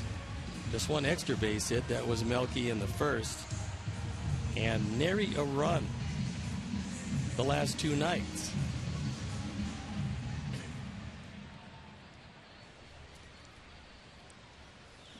Yeah, Robin Ventura was addressing that prior to the ball game with reporters talking about the offense, and just saying, you know, you got it's not a rocket scientist. I'm paraphrasing the fact you've got to be able to score. Period. I mean, you can have great defense, you can have a pitcher keep you in a ball game, but you've got to have some type of offensive production. And last night was a key example. Yeah, but over the last 2-3 weeks, the offense has actually been pretty good. But the last 2 games, not so much.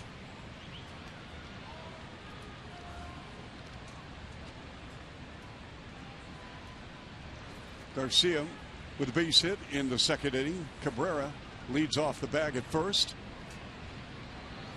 That ball's well hit. And nearly short out the ball that's kept in front of him. And Melky's on his way to third. And the White Sox now with runners at first and third. Second hit for Avi, and once again, a center fielder who doesn't play a whole lot of center field is having some problems out there. This is right down the middle and up. And Miller does not come in right away. And by the time he does, this wet footing doesn't help him any, as Melky, saying that the catcher is not going to be made, close into third base. So with nobody out, runners at first and third for the White Sox.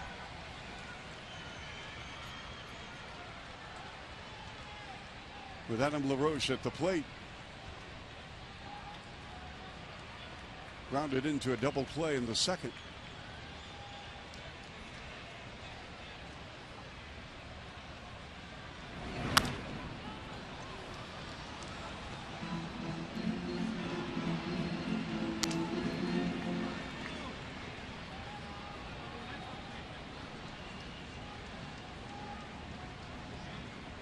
Iwakuma, who owns a no-hitter this season, beating Baltimore former All-Star.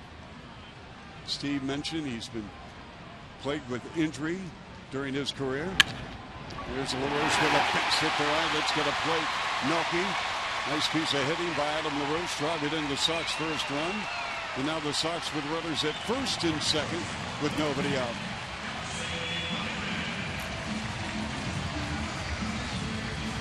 RBI number 43.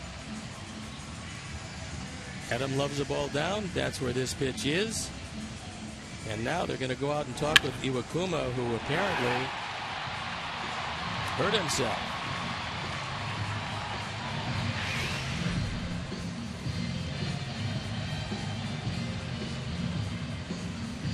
No, actually, I believe that's the interpreter and Rick Waits. Yep. Want to hear a great Rick Waits story? Sure. Okay. I'm doing my internship in Cleveland, 1975, for NBC Radio. Phil Seddy, the general manager of the Indians, calls the sports talk show host Pete Franklin after the show. Remember Pete Franklin? Says, hey, Pete, we're making a trade. We wanted to trade Gaylord Perry. It was coming down to Kansas City or Texas. We have a deal in place, and we're sending Gaylord Perry to Texas for Jim Bibby, but the key to the deal is Rick Waits.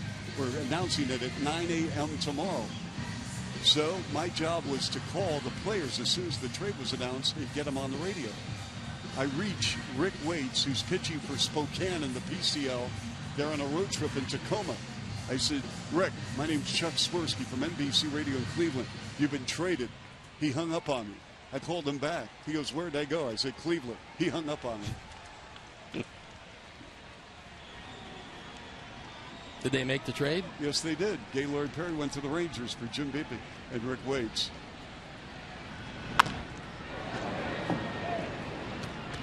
So the Sox with runners at first and second with nobody out here. And Alexi Ramirez, who flied out really a little pop to Sucre in the third.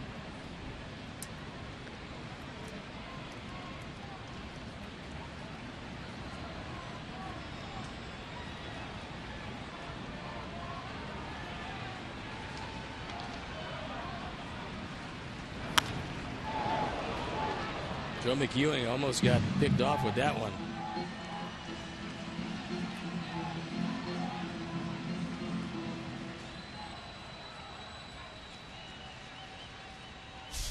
This one's a rocket, and it went right behind him. That was close. Mm-hmm.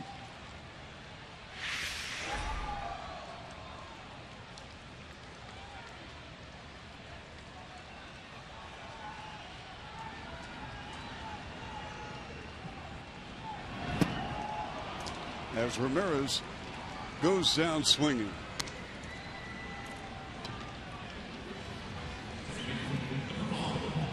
An athlete is defined by the desire to be active and continue doing the things you love. Visit Athletico.com and start defining your pain-free inner athlete today.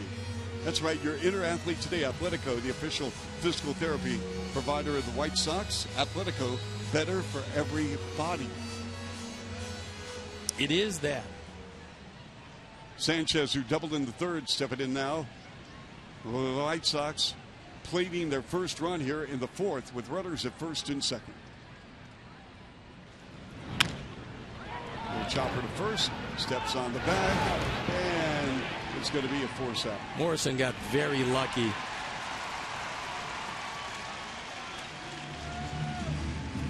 Because that ball was picked by Marte. He almost threw it into left field.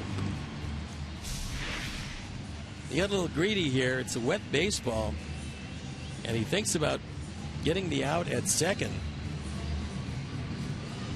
Marte was able to make sure that it didn't trickle out into left field, which would have scored the run. Sometimes you're better off just holding him. And Adam makes it into second base after the fine play. White Sox with two runners now in scoring position with two outs for Tyler Flowers, who flied out to center in the third.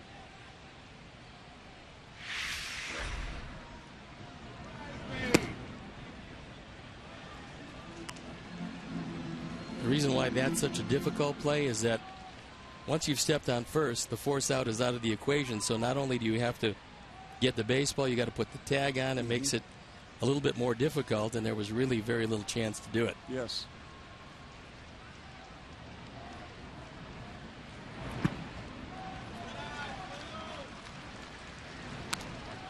So when you examine that play, then Morrison should have gone. Nope. He made the right play. Get the out. Take the one out and don't risk throwing the ball away.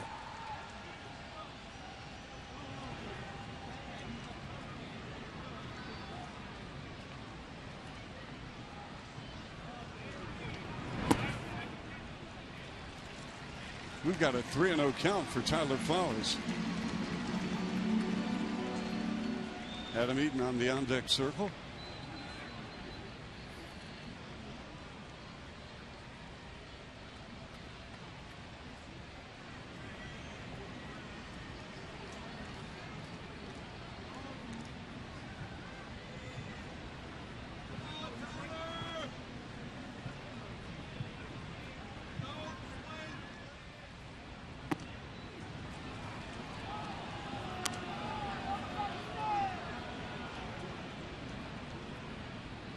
Rob Rasmussen throwing in the pen.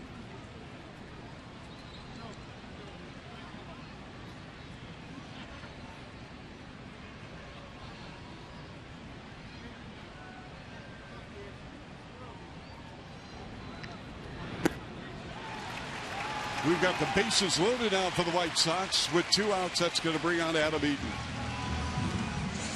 Iwakuma was in a, as we mentioned, see, he was in a, he has a nice flow. He was in a rhythm, but all of a sudden, I mean, he's so deliberate. This game has become a screeching halt. I mean, he's taking his time with pitches. After that double in the 3rd inning, he got Tyler to hit a fly ball. Then he walked 2 and really took his time. Now for the 2nd inning in a row, he's got the bases loaded. Mm-hmm.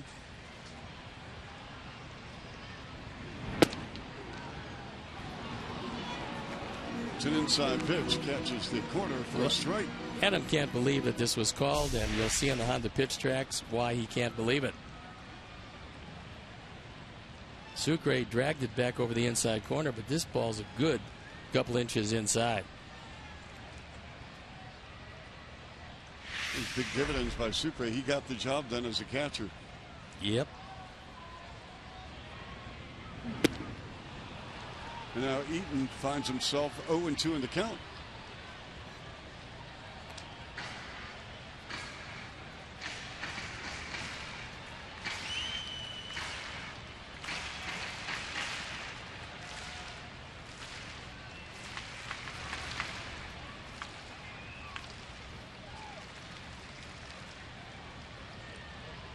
The White Sox had the bags juiced with Abreu at the plate, but he flied to deep center earlier in the ball game. And now Eaton with an opportunity with the bags loaded here. A little chopper. This could be trouble. Iwakuma is going to let it go. He made the right choice because there was nothing he could do. He had no angle to make a throw, and the only thing he could do was let it roll and hope that it rolled on the right side of the line for him. You see it right here when it hits the grass. The spin takes it. Iwakuma waiting as long as he can, and finally, it's foul. And I love the anticipation of the crowd because they tried to will that ball to remain in fair territory.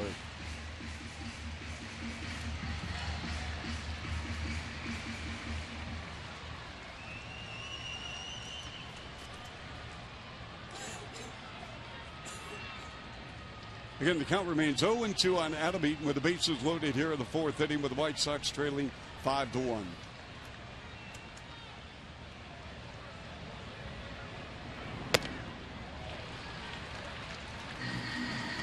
That was his best fastball at 91, and he missed with it up and out of the zone.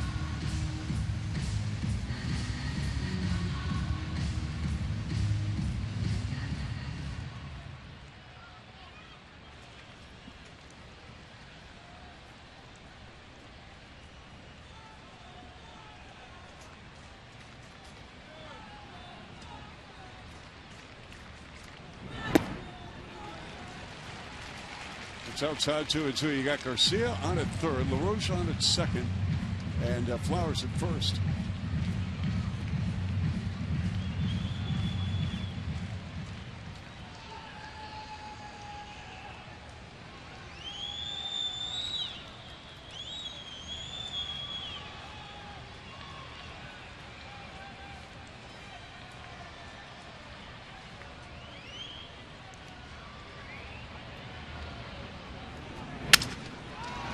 Routine ground ball. Cano over to Person Morrison. That'll do it. So once again, for the second time of the ball game, the White Sox strand with the bases loaded. We'll return in a moment. Fifth inning coming up here in Chicago. 5-1 Seattle on Comcast Sportsnet.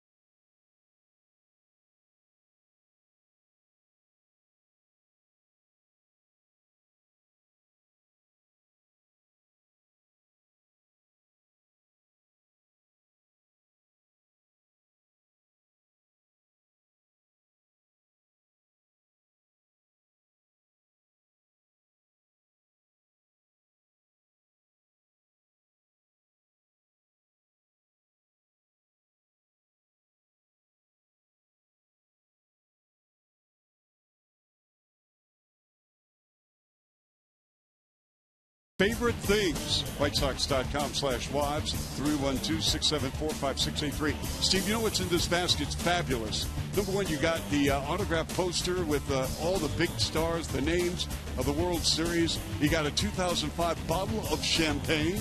That's not bad. Nope. You got DVDs. You've got a bobblehead. You name it. And again, we encourage you to make the call and get involved. Steve, you ever have a bobblehead, by the way? No. See, I think that's on the to-do list for the 2016 a Steve Stone bobblehead. 5-1 Mariners over the White Sox in the fifth inning of play. Coming up for Jeff Samardzija, his 93rd pitch.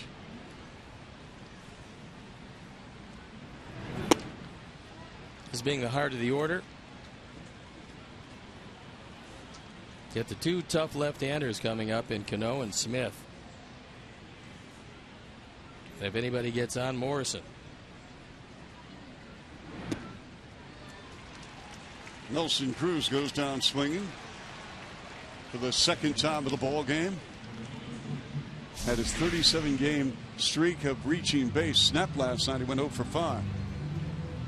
Good sinker by Jeff as he threw it down and in to Cruz, who swung over the top. He has not seen the ball particularly well tonight. Guy who has seen it well is the guy at bat. Robinson Cano. Cano singled in the first, doubled in the third. I thought you made a great point last night for the viewers who didn't catch our ball game. Steve was talking about Cano as a Yankee and now Cano as a Mariner, and the difference as far as his role and how he's perceived and viewed. Yeah, I think he was just one of the guys with New York. He had some really good players with him. Talking about Derek Jeter as the leader of that team. He had Mark Teixeira, another guy that was a huge offensive contributor. And Robinson Cano, a terrific player, but he had to be just one of the players on a very good team. When he was brought to Seattle, he was brought as the player. When you get $240 million in a 10-year contract, they're bringing you there to build around you. Completely different psychological thought process for him, because he's never been the kind of guy. He could carry the Yankees in small batches for a period of time, but he didn't have to. Now he's drawn a walk. So his perfect night continues. And Seth Smith steps in now for the Mariners. I'd like to welcome all of our viewers watching on DirecTV. Chuck Swirsky along with my main man, Cy Young Award winner Steve Stone on Comcast Sportsnet. One thing I learned about Seth Smith, I was in the Mariners locker room prior to the ball game. We were having a conversation. Do you know he was the backup to Eli Manning at Ole Miss? He was his backup quarterback. Yes. You can spend a great deal of time being a backup quarterback to a great quarterback because you're not going to take any hits. You know what? He never took one snap. He was a wide receiver for 3 plays. Well, and I said, really? You didn't take one snap, just not one snap for Ole Miss? I think during the course of his career, I could have been a terrific backup quarterback to Brett Favre. See, I was going to say, you do look good with a clipboard. Yeah, I mean, you got the headset, you got the baseball He played cap. every game for many, many years. That would have been a good spot. Yes. You can survive, make a good living. Yeah. You can survive in the NFL 8, 10, 12 years just being a backup. Not bad.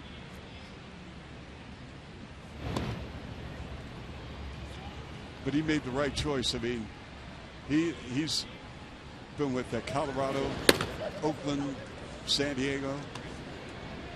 And Daniel Webb loosening in the pen as the pitch total has gone to 102 on the way.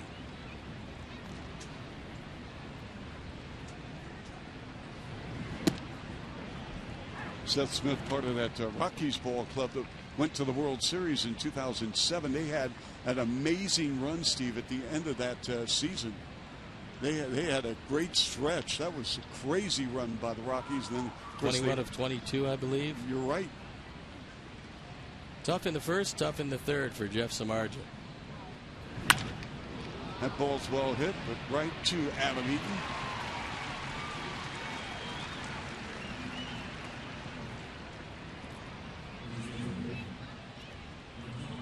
He's going to bring out Logan Morrison.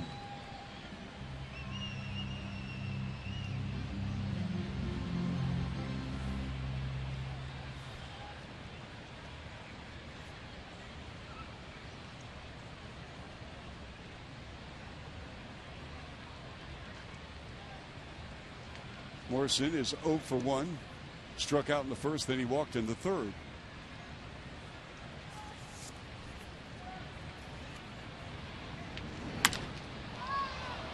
It's a lazy fly ball to center field. Eaton backs up near the track, makes the catch, and the inning is over. We go to the bottom of the fifth. Mariners 5, White Sox 1 on Comcast Sportsnet.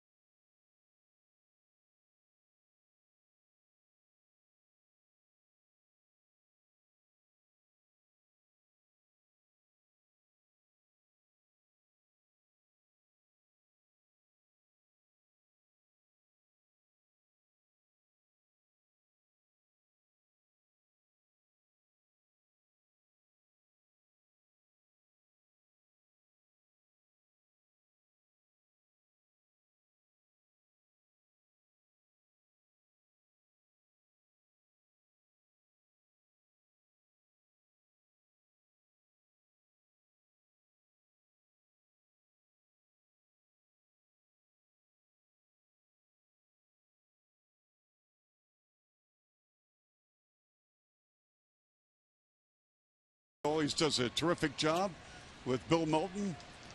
And Steve, last night you were a trooper, you were a gamer, you battled through with that voice. But I'll tell you what, you sound terrific tonight, as always. Well, I'm not sure how terrific it is, but it is better than last night. You have the honey working? A little tea, honey, lemon? No, you told me that tea is not good. You well, told hot me water, that really hot water is. You can gargle with a little salt. Ah, okay. But the honey is very soothing.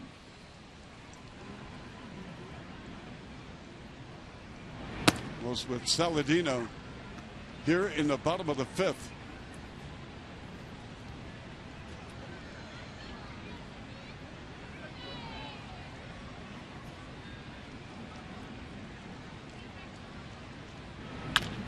Next half inning, we're going to go to our Twitter page, Steve Stone, at Steve Stone.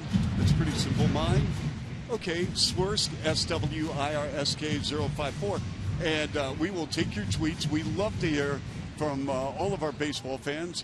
Tonight we're, of course, on DirecTV, so we welcome our new viewers to White Sox baseball on Comcast Sportsnet as well. And so we will take your Twitter questions or comments at those two addresses that you saw on the screen. Meantime, it's a 2-2 count to Saladino. Sucre tried to throw it back to Iwakuma, only it rolled out to the shortstop. That wasn't the best throw that he's had. No. Tim Timmons, the home plate umpire, asked him if he was okay. Remember, he took that bat on the hand-wrist area from Adam Eaton early in the ball game.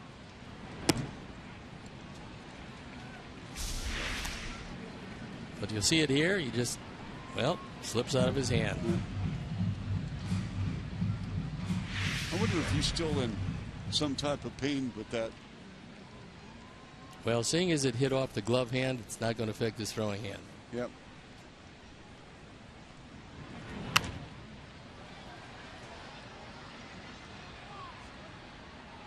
So Saladino with Abreu on deck. Been a frustrating night once again for the White Sox, Steve. They've left the bases loaded twice.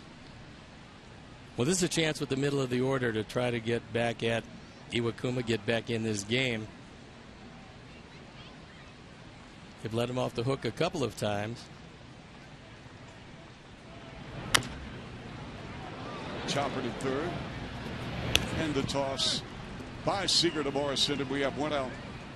Yeah, that's probably the wrong guy to hit it to, is Kyle Seager, one of the better defenders around.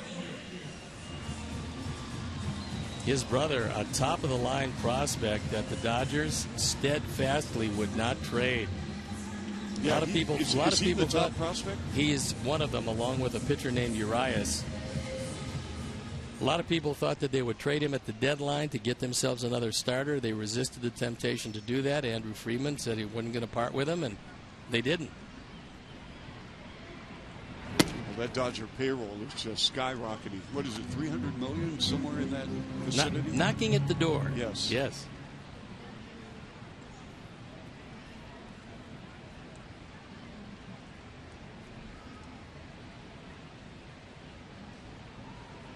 Abreu 0 for 2 in the ball game. And Steve, I realize the landscape of baseball is changing. A lot of reasons for that. Never in my wildest dreams did I think I'd ever see the day where a payroll was $300 million or close to it. Well, especially when you look at both the Cubs and the White Sox at one point were sold for around $21 million for the entire organization. Yes. Now you're looking at a payroll at almost $300 million. Fly ball to left. Smith camps under it. We've got 2 outs here in the 5th. Yeah, think about that. White Sox, it was in that 21 million range, somewhere give or take $1 million. Right around 1981. Yep. And then let's see, the Wrigley family sold it to the Tribune Company for about 21 million around that point, give or take a few, as you mentioned. Yes. So, I mean, it's just crazy, the economics. But again, you know what? It's what you do with your payroll. And in the case of the Dodgers, they apparently have an unlimited bank account. Well, a couple of different things factor into it. One, they draw awfully well, and two, they signed a whale of a television rights fee deal. Mm-hmm.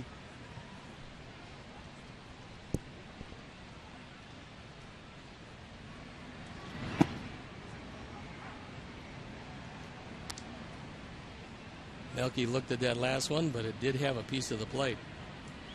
So he finds himself in an 0-2 hole. Melky 1 for 2 with runs scored. The only run for the White Sox tonight. Trailing 5-1 with 2 outs here.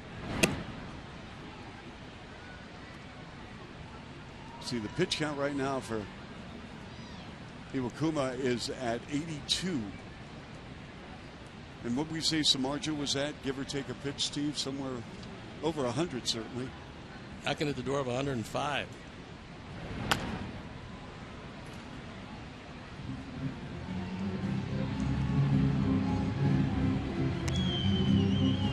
And we're only in the bottom of the 5th inning here. Jeff's going to go back out there. Try to shut him down and give his offense a chance. He's going to face the bottom part of the order in the top of the 6th. And Cabrera goes down swinging. Quick 1-2-3 inning for Iwakuma. And we go to the 6th inning in a moment right here on Comcast Sportsnet with the Mariners out in front 5-1.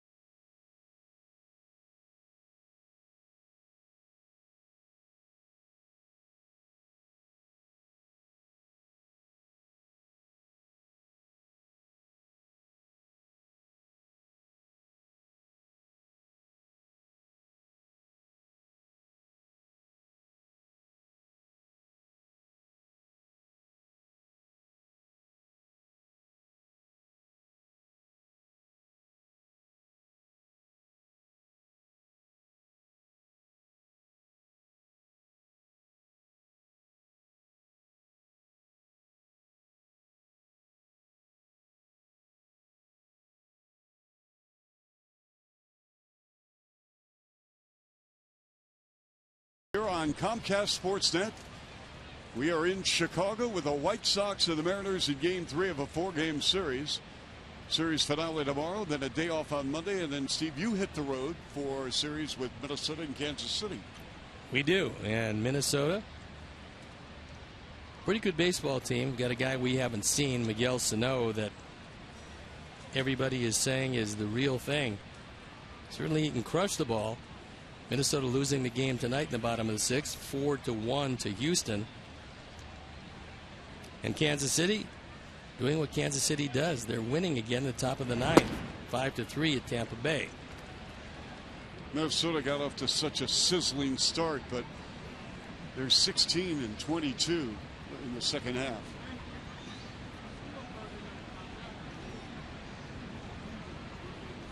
But they're still right there for a playoff berth. So we are in the 6th inning of play. We're going to go to your twits and tweets. At Steve Stone, at Swersk054. See, we have some good ones for you tonight. With Trumbo at a 1-2 count with Samardzija on the hill. This is pitch number 107. See what Trumbo does here at this at bat. Then we'll go to some comments and questions for Steve Stone. You have a chance to communicate with Steven. Give you a heads up, Steve. The question I'm about to give you from at Chi Sox fan Mike doesn't have something to do with your playing career, but with your broadcasting career. Jeff knows if he can get one slider over the plate, he can strike out Trumbo, but he hasn't been able to get that last slider over the plate.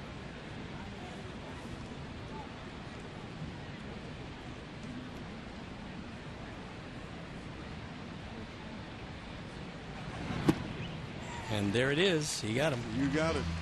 All right, so Trumbo goes down swinging right. Here's the question for you. As far as we know what type of career you had as a baseball player.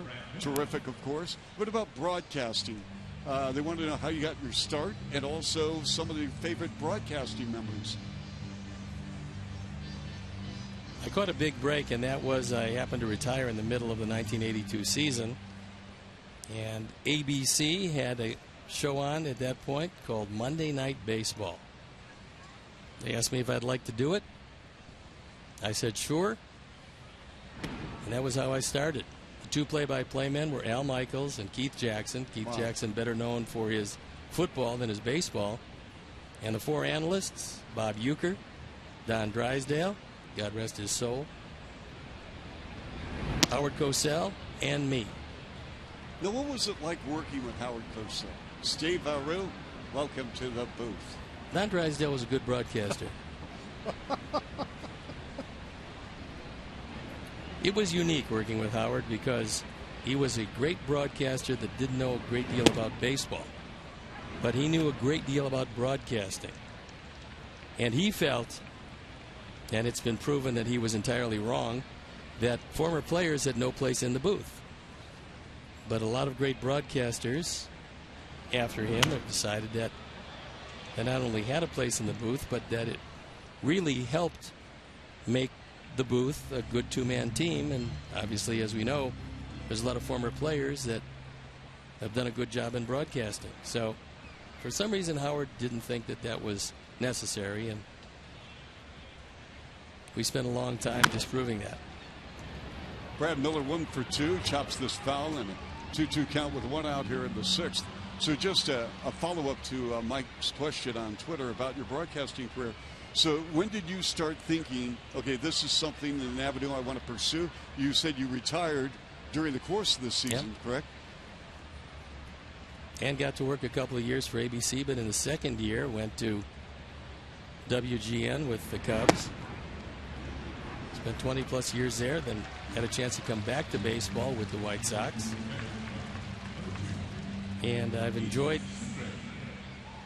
every minute of all of these years that I got a chance to come to a major league ballpark, both as a player and a broadcaster, and get to see a game where something is going to happen on a daily basis that you've never seen before. You can't really have too many experiences like that. This is one of the experiences that affords you that opportunity. Jesus Sucre steps in with 2 outs. Again, we'll take some more tweets coming up next inning as well, next half inning with the White Sox coming to plate. It's 5-1 Seattle over the White Sox. Seattle jumped on some margin early in this ball game with 3 runs. And since then, Jeff probably should have given up just the one. The run in the 4th inning was a gift. The fly ball should have been caught. It wasn't. And then that run scored on a sacrifice fly by Marte. That ball slapped into left field for the base hit for Sucre. I believe that he should ask for the game ball. Isn't that his first hit on the road? You know what, Steve? You're absolutely right. Good call there. And apparently that has convinced Robin that at the 119 pitch mark, that's going to be it for Jeff tonight. That's Sucre's first big league hit on the road. He was 0 for 32.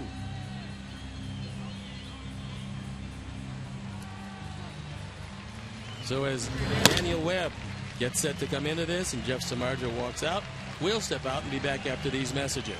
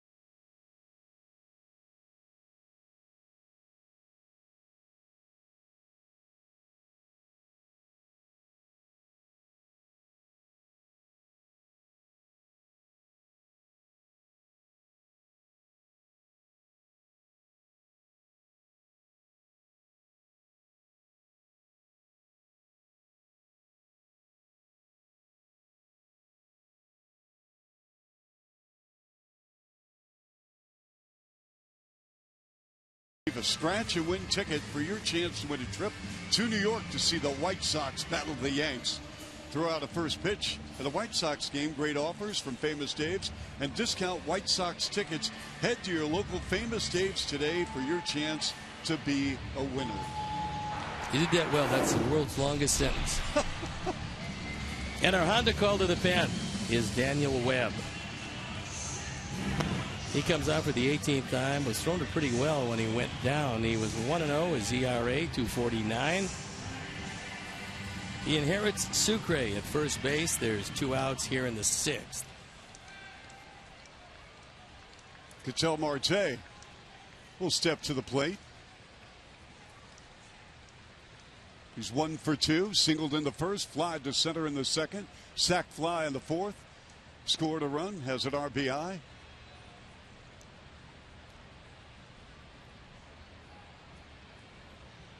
For the fine folks in the truck, Mike and Jimmy, giving us the latitude here to get some tweets in for you, Steve. And I'll tell you what, our viewership, they love asking questions that just, the fans want to get to know you better, certainly as far as game day preparation, also as far as just, your outlook for the 2016 Sox season.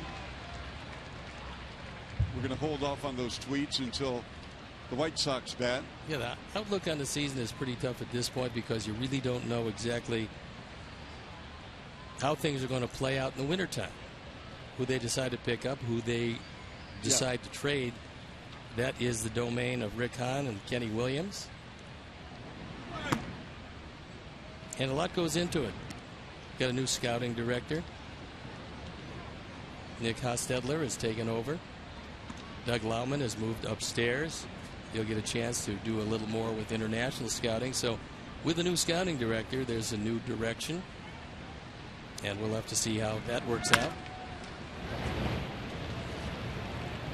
It's a routine play for Sanchez, and the inning is over. So we are going to go to some tweets. In fact, we do have a question about international scouting. We'll address that, along with some questions for Steve in a moment, right here on Comcast Sportsnet, Seattle with a 5-1 lead.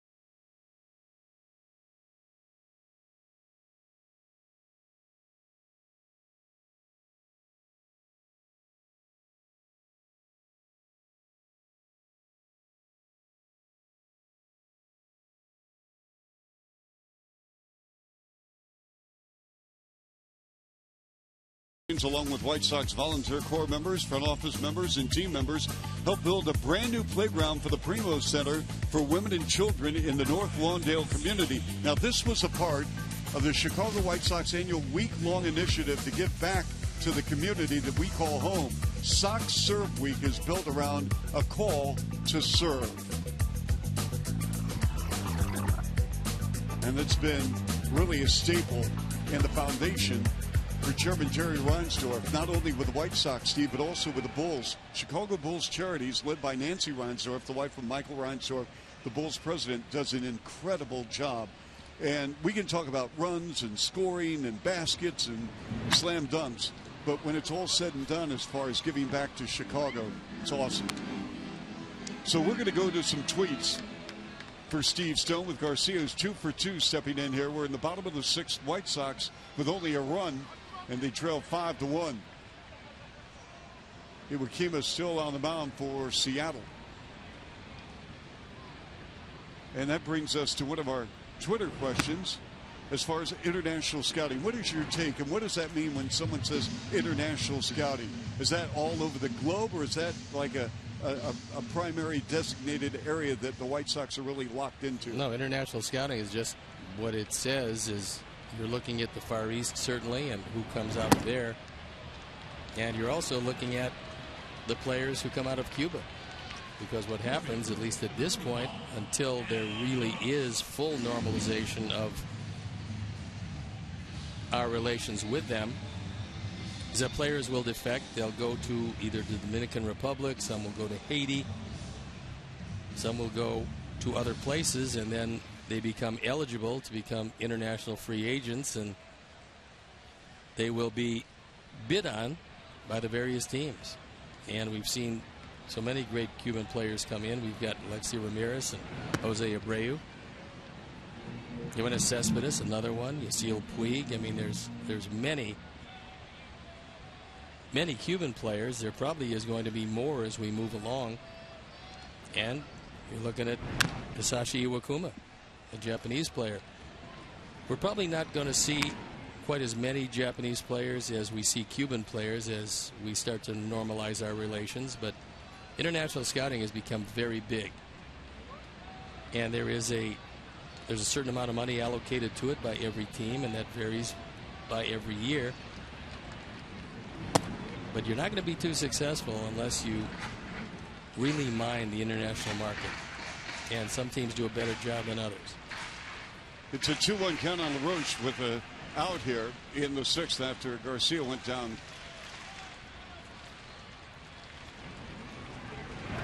Well, let me ask you this then. Speaking of the draft, would you be in favor, as they have in the NBA, the NHL? Yes, I know where you're going, and I absolutely draft picks. Trading draft picks, and what I've always thought would be really interesting is making a complete international draft. Now, what do you mean by that? I mean, instead of allowing teams with the most money or the best connections to get international players, throw them all into a draft system. What's preventing that, Steve? Does that have to be a collective bargaining agreement? Sure. Or? And the owners have to be in favor of it, and it has to be voted on like everything else. But I always thought if you did that, especially the way things were before, if you did that, it would stop teams that could outbid other teams from cornering the market on both great Japanese players and great Cuban players. That being said, I don't think we'll see it. The trading draft choices, I like the idea of doing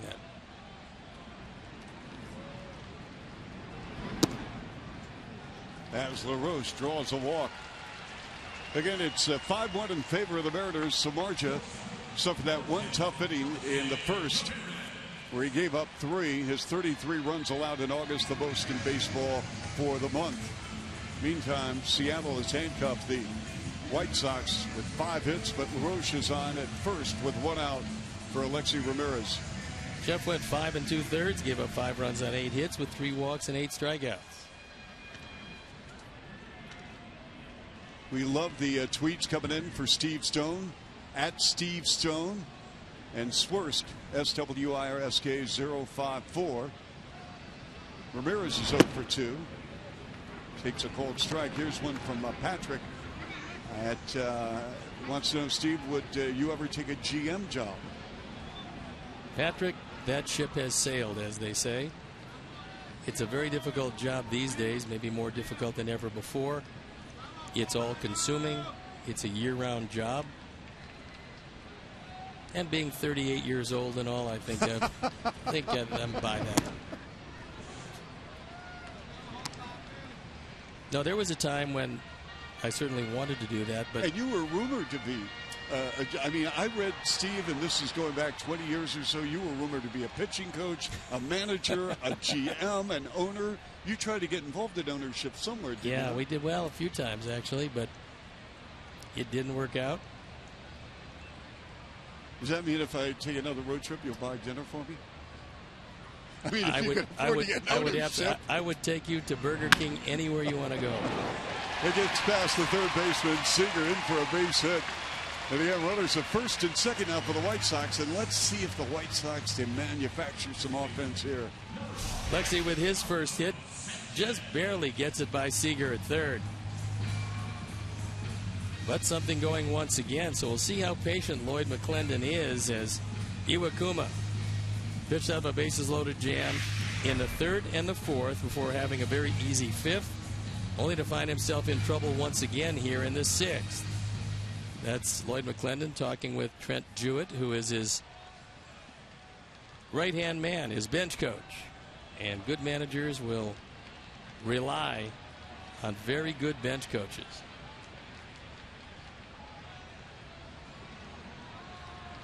Sanchez 1 for 2. When did we start with the bench coaches, Steve? When you played, did your managers have a bench coach? Yes, they did. I think they're more important now than ever because you're finding, Chuck, a lot of managers that don't have any experience or very little experience. We're seeing that particular trend coming in. And if that happens, you better have a good bench coach. If not, you've got some problems.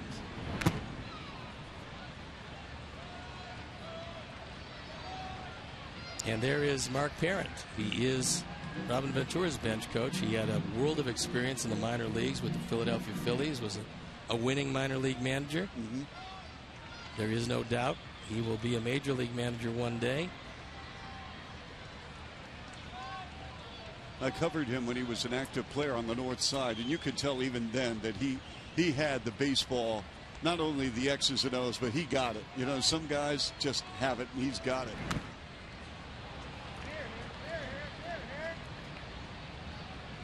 Steve, here's one from Soxco 2009. What approach to pitching can Steve recommend for any young pitcher who doesn't have a big fastball?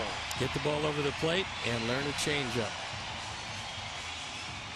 You honestly don't need a big fastball to pitch in the major leagues, but good control and a changeup goes a long way toward making a pitcher very valuable to whatever team he's pitching.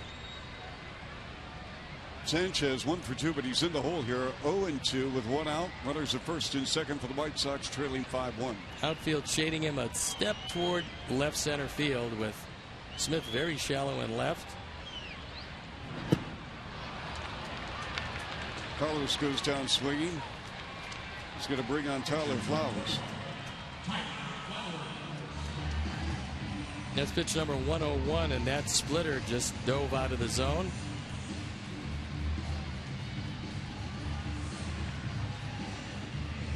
Bullpen has been working for Seattle as Iwakuma tries to escape. Rasmussen once again with Logan Kensing, who we've seen in this series. In fact, we saw him in Seattle as well as here. He's the right-hander, Rasmussen the left-hander.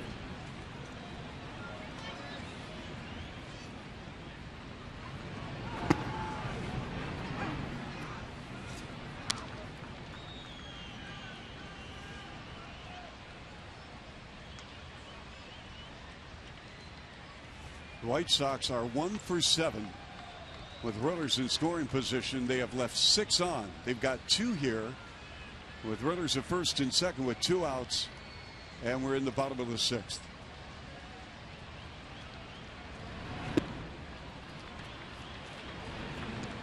Flowers finds himself in the hole at 0-2. Iwakuma can put a little something on and take a little something off that splitter, which makes him doubly tough. Normally when a guy has a splitter, it's one speed. Iwakuma's, we've seen it as low as 81. We've seen it as high as 88. He's thrown 68 strikes, 35 balls. And that's the key, Steve. I mean, changing speeds. That's basically what it's all about. Changing speeds on just about everything will get a hitter off the pitch. Because you can guess what might be coming, you just can't guess what speed it is. So Sucre goes out. He wants a word with Iwakuma. He gets it. And there you look at some pretty good numbers. The 4 walks he's probably not happy about, but 1 earned run in 5 2/3. We'll see if Tyler can spoil that, get the Sox a little closer. The gap is in right center field.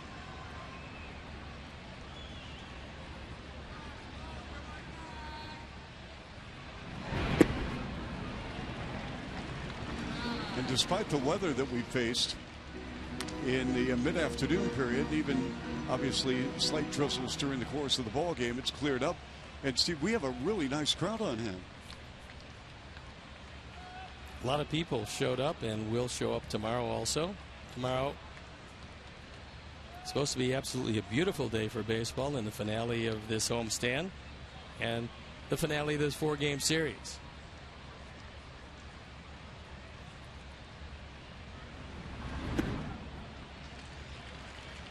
And we've got a 3-2 count now for Flowers, trying to negotiate either a base hit or a walk.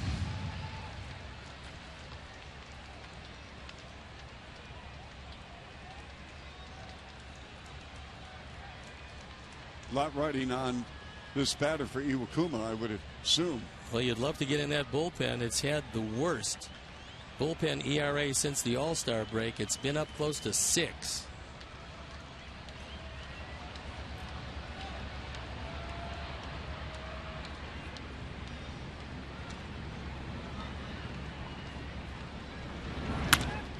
And there's a base hit to left field. And the White Sox score here, courtesy of Tyler Flowers, delivering on a 3-2 pitch as LaRose comes in. 33rd run driven in for Tyler. And that's going to bring Lloyd McClendon out as this slider stays up.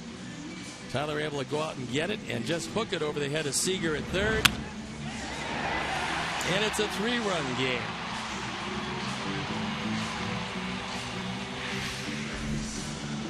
So that's going to be it for Iwakuma. As he walks out, we'll step out and be back after these messages.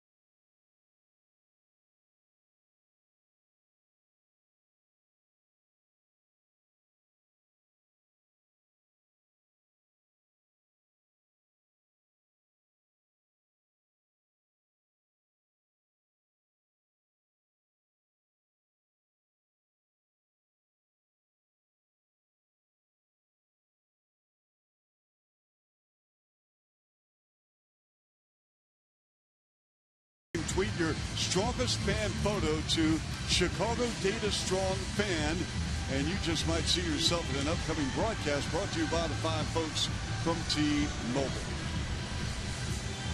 Our Honda call to the pen is Rob Rasmussen.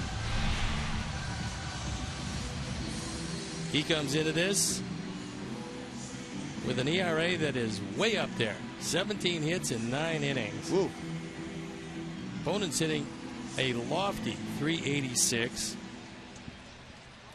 Rasmussen came over from the Toronto Blue Jays along with Jacob Brents and Nick Wells in exchange for Mark Lowe. And so far it hasn't worked out particularly well for them. He inherits runners at first and second. It's a 3-run game. And he's looking in at Adam Eaton, who is yet to find his first hit of the night. Eaton is 0 for 2. Flat out to center in the first. Walked in the third. Grounded out to second in the fourth inning of play. White Sox chipping away at this Mariner lead. It's 5-2.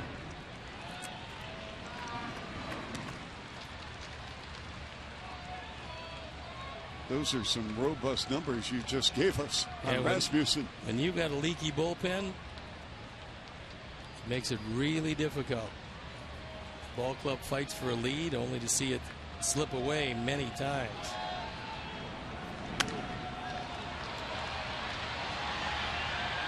That's going to be out of play.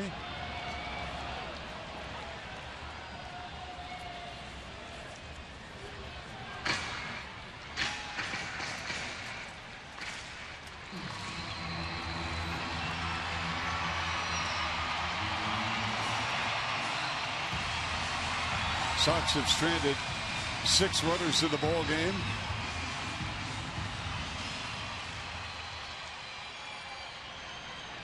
There is a huge gap in right center field as Miller is playing very close to Smith. Smith, the left fielder, is very shallow and over toward the line.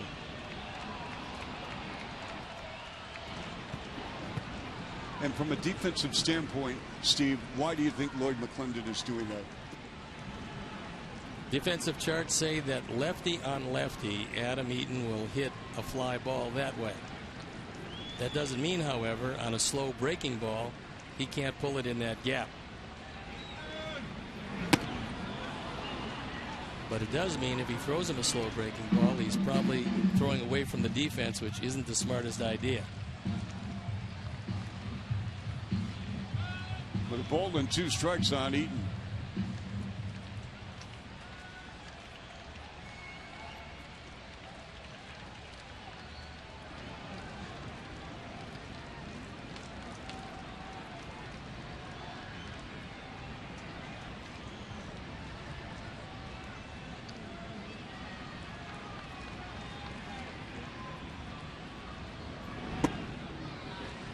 Two and two.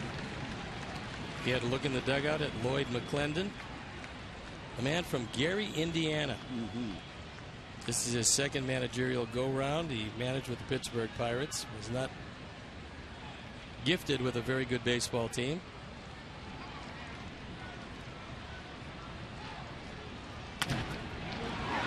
There's a ground ball fielded by the shortstop Marte. He steps on the bag, and that will end the inning. So the White Sox strand 2 more. 5-2 Seattle. We go to the 7th inning right here on Comcast Sportsnet from Chicago.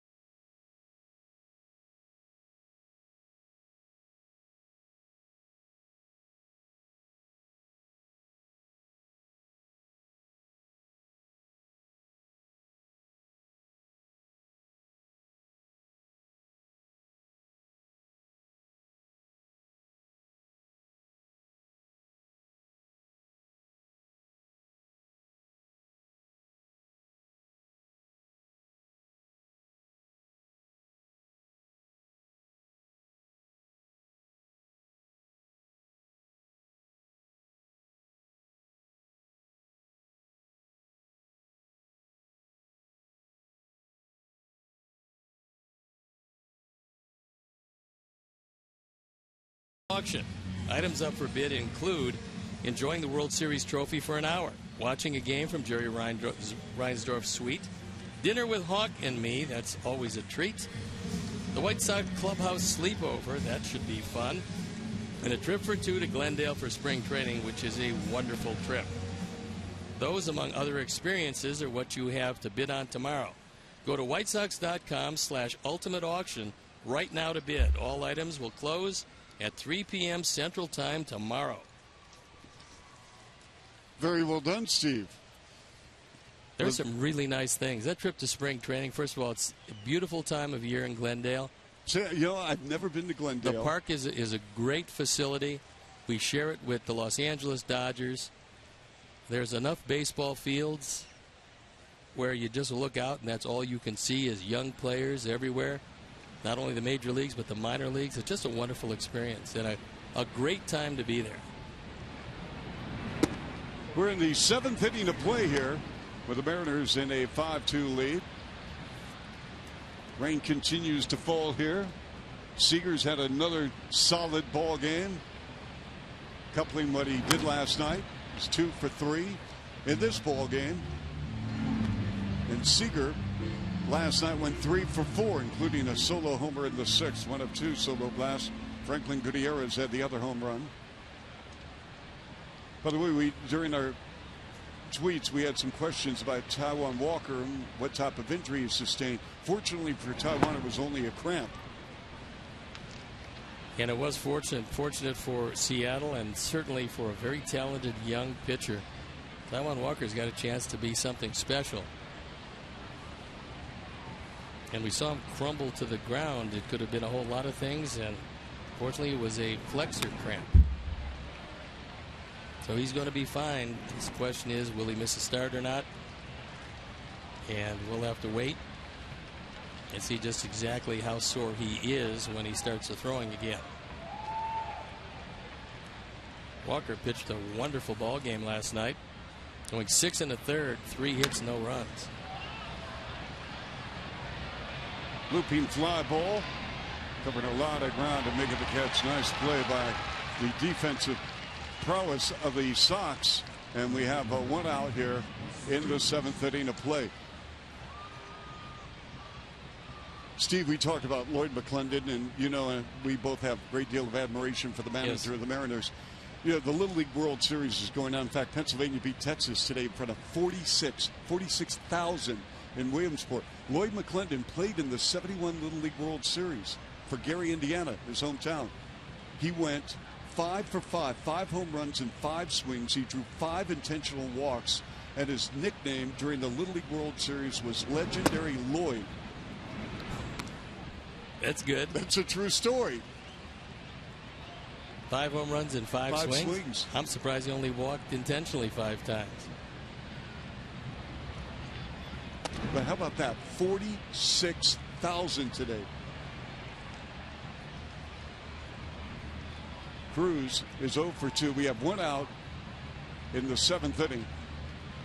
Webb on the mound for the White Sox.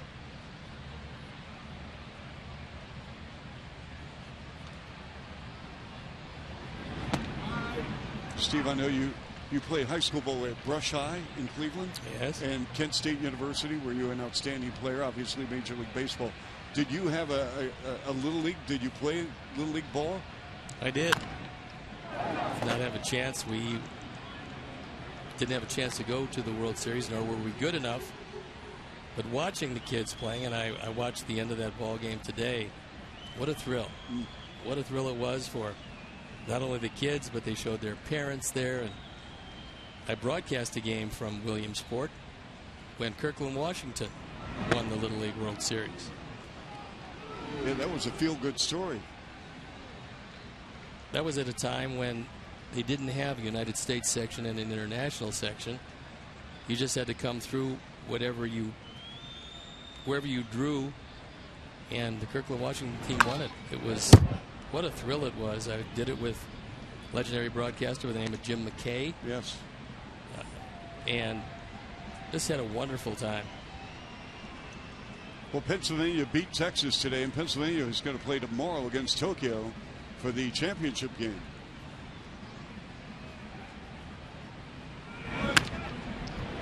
Routine ground ball for Alexi. Slings it over first. And we have 2 out. See, when I played, actually I did not play. Little League in Seattle actually paid our family for me not to play. I can understand that. See, instead but you're wearing those same shoes that you wore back then. That's true. See, see, the manager of our Little League baseball team, instead of giving me a bat and a glove, he gave me a scorecard. He said, you fill it out. This is your designated job. That's a good thing. And the rain continues to fall here. That old Clint Eastwood line, man's got to know his limitations. You found them out early. Yes, I did. But you parlayed it pretty well. Well, just trying to hang in, Steve. Cano is 2 for 2.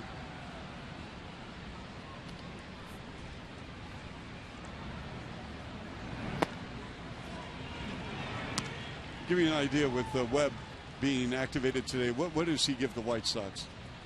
He gives them a really good arm. And when he's getting the ball over, as he's done most of this year, he's pretty tough to hit. An ERA of 2.5 would show you that. He's got a good hard slider. Get that fastball upwards of 97, 98 miles an hour.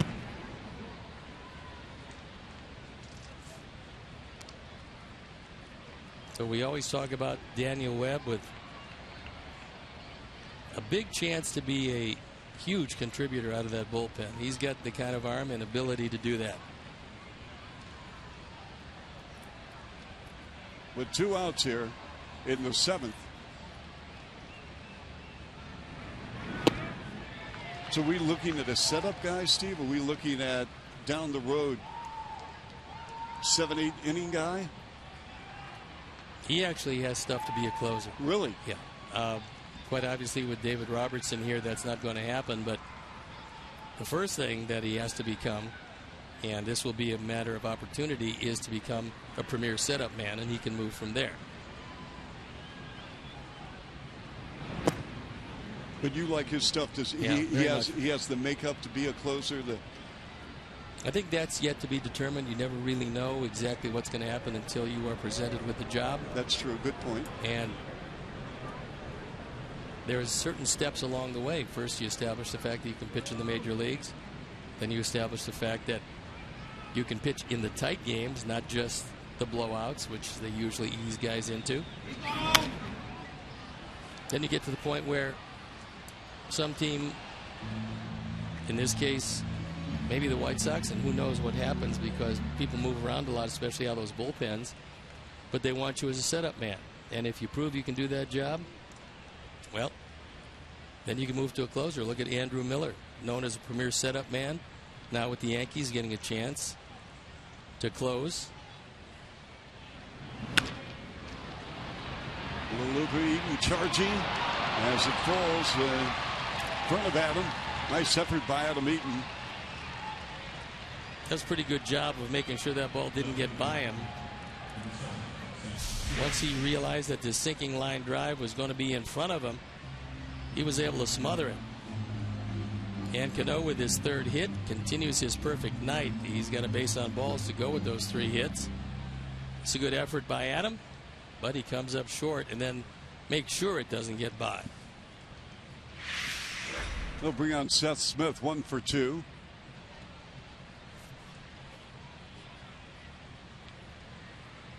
Webb on the mound for the White Sox. 5-9-0 for Seattle, 2-7-0 for the White Sox. So, Steve, you played in the era you saw Gossage, of course, and Eckersley. Gossage started as a starter. Eckersley with the Indians in the mid-'70s. Did you see when you were as an active player that you could foresee them as a closer one day? Well, Goose Gossage was one of my roommates with the White Sox in '73. And I knew, number one, he had a great arm. They used him as a starter on occasion then. And this inning will come to an end. So we will head to the bottom of the 7th inning with the Mariners leading 5-2.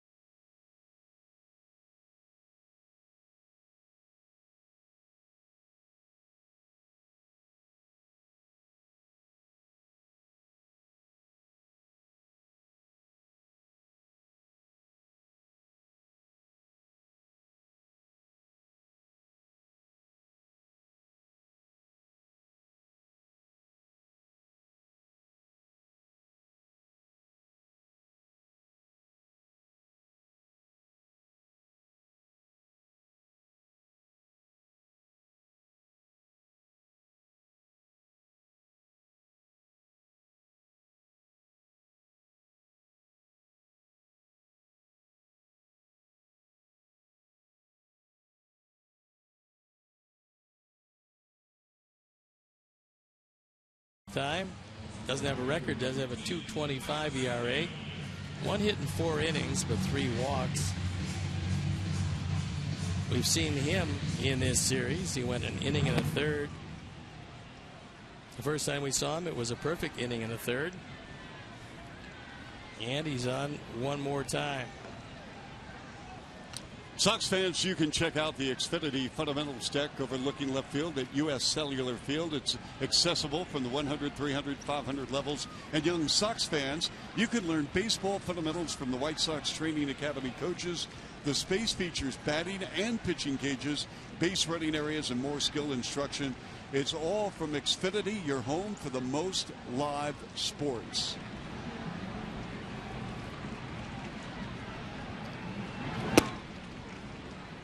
Chuck Swirsky along with Steve Stone. We're in the bottom of the 7th inning here. Raining in Chicago, 5-2 Mariners.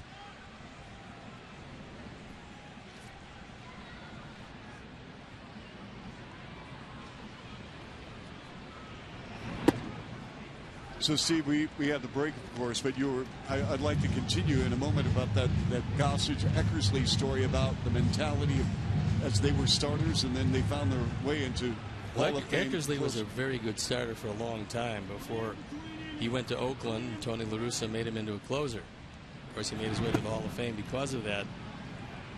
Goose as a starter didn't work out particularly well, and then he went to the bullpen right away. I think Goose's year as a starter, he was something like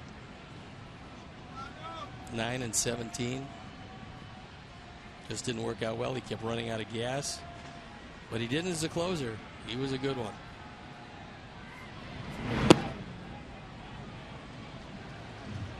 Saladino's 0 for 2. Heart of the order. Tyler just wants to get on, set the table for Abreu, Cabrera, and Garcia coming up next. Yeah, and Abreu's due. He's had a couple of real good swings, just barely missing him.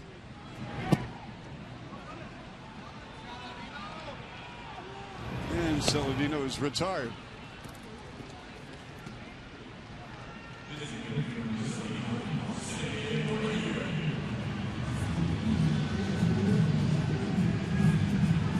So Abreu will step to the plate now.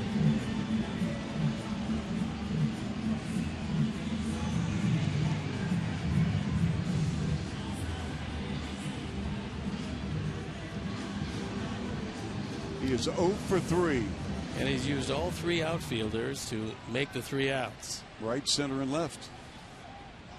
In that particular order in the 1st, 3rd, and 5th.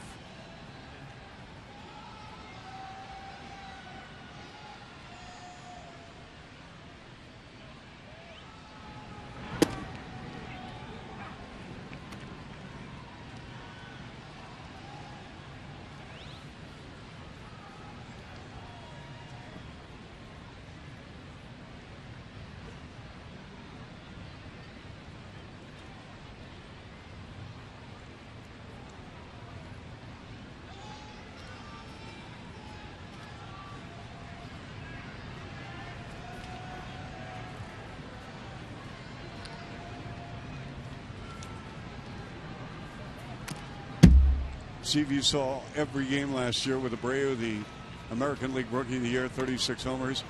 How would you look at his sophomore season? I think if he were entirely healthy most of this year, he probably would have similar numbers. He's been up close to 300 most of the season. The power numbers are pretty close to getting there, 24 and 78. But I don't think he was entirely healthy. I think his finger was bothering him, but he played through it. He's just a tough out. Yeah, he had that right index issue when we were covering, when I was with you working with the trip to Toronto and Baltimore, along with Houston and the Rangers. The thing I appreciate about Steve, you know, he wants to be in the lineup. He does not make excuses. No, certainly he wants to play every day, and while doing so, you don't want to face him in a key situation. Kensing's face 2 and Fan 2. It's going to bring on Melky now. He's 1 for 3 here in the bottom of the 7th.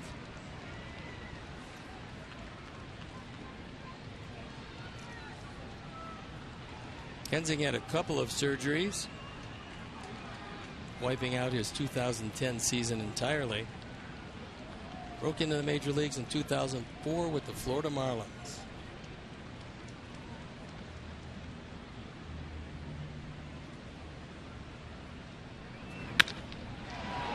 And that's laced to right. Nice sliding catch by the right fielder, Wilson Cruz. So that will end the inning for the White Sox. 3 up, 3 down. We go to the 8th at a moment right here from Chicago, with the Mariners leading 5-2.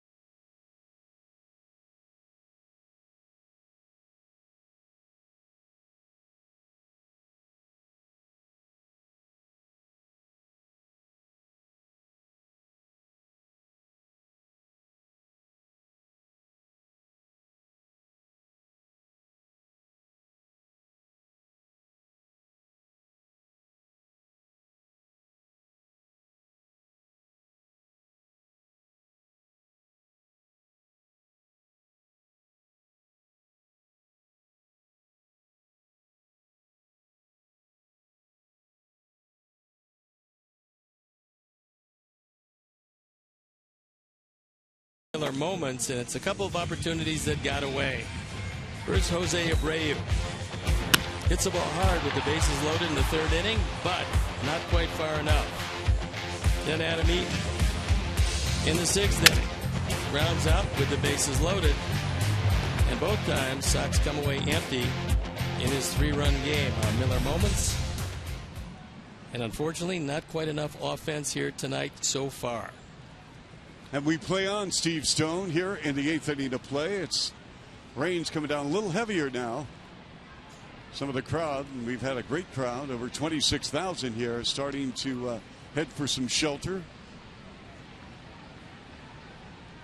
Follow the White Sox wherever you are. MLB.com at bat, the #1 app for live baseball at bat, up to the moment, any moments with in-game highlights, live look-ins, replays, radio broadcast, statcast, and more. I'll tell you, Steve, I love that app. We've talked about that.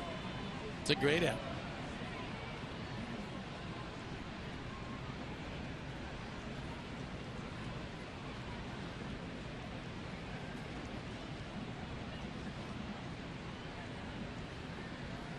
$5-9-0 for the Mariners, 2-7-0 for the White Sox.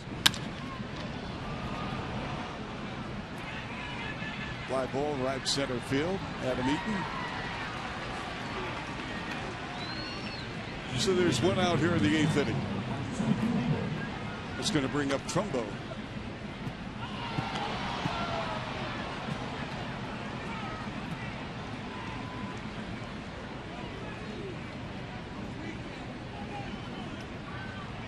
Well, the Mariners with the 3 runs in the 1st inning kind of set the tone.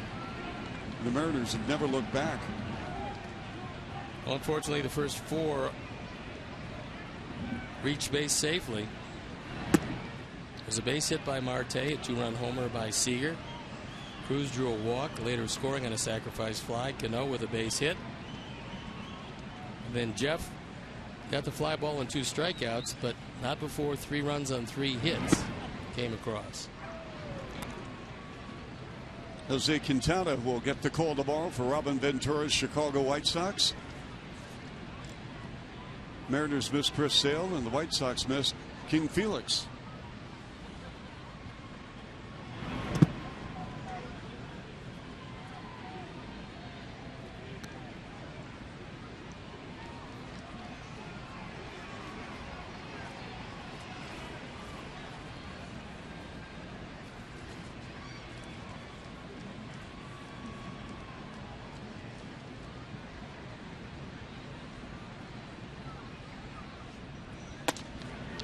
It's 3-1 on Trumbo. Good thing about that Minnesota series is there is one announced pitcher on both teams. That is Chris Sale. That we know for sure. He's going Tuesday night. To be announced for Minnesota. To be announced for Minnesota. To be announced for Minnesota. And the final 2 games, you guessed it, to be announced for the Sox. To be announced is in for a long series. His workload is going to be tough. Very tough. And Robin coming out. So after the walk to Trumbo, he feels that that is going to be it. Nice job by Daniel Webb. Dan Jennings comes in the ball game, and as he walks in, we'll step out and be back after these messages.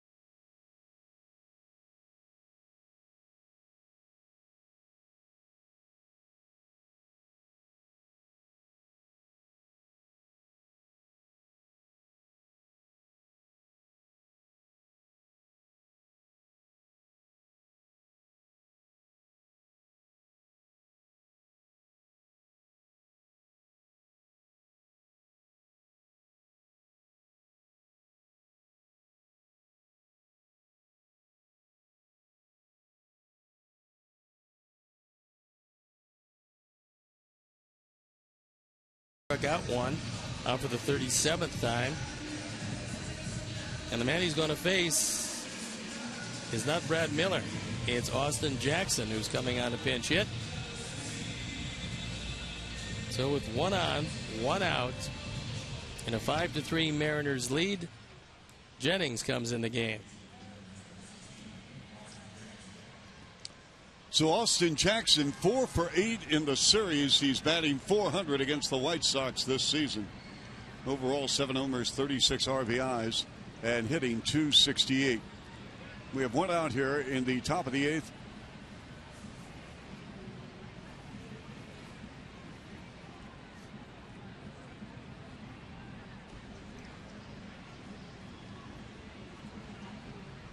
Jennings trying to prevent the Mariners from adding yet another run here. Jennings hails from Valley High School in West Des Moines, Iowa, then went on to play for the Cornhuskers at the University of Nebraska. Did a nice job there with that baseball program.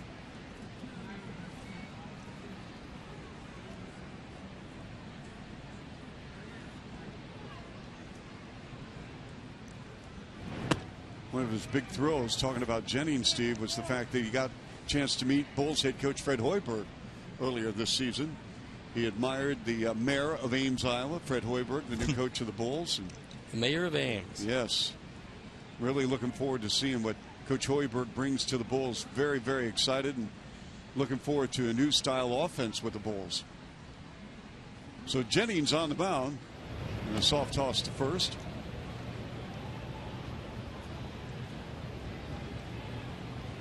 Austin Jackson, terrific player.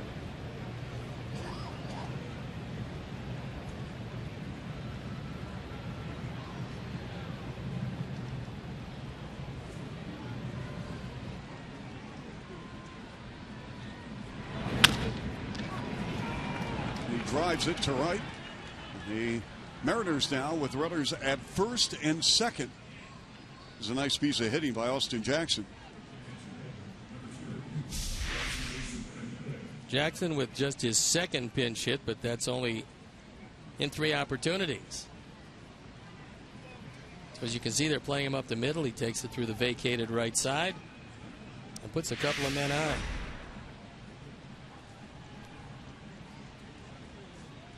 For Jesus Sucre. Again, with 1 out, first and second for the Mariners.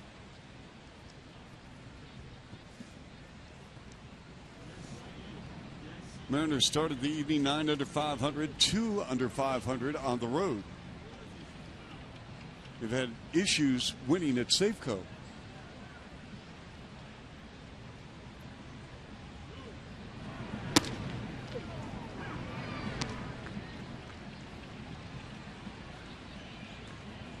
Meantime, Sucre is 1 for 2.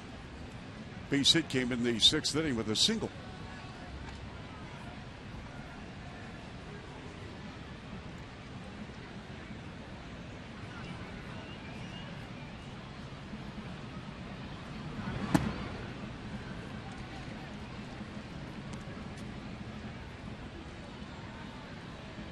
Seattle just starting a road trip. It's going to take them to Houston and LA.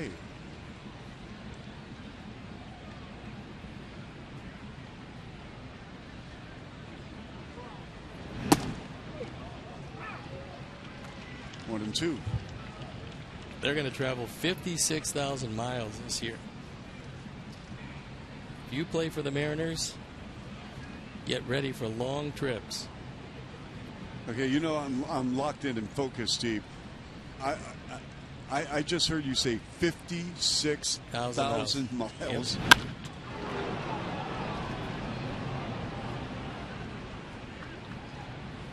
I realize they're in the Pacific Northwest, tucked up, but regardless, that's a lot of coverage there. So when you take a look at it, nothing's really all that close. No.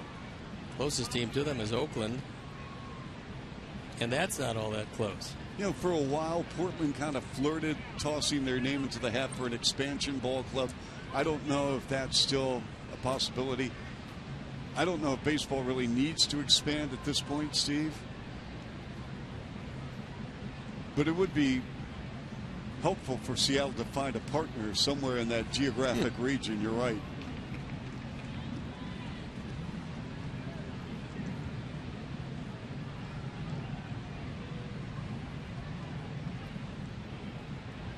Now Tim Timmons going out there to have a talk with him. You're doing something regarding the rosin bag.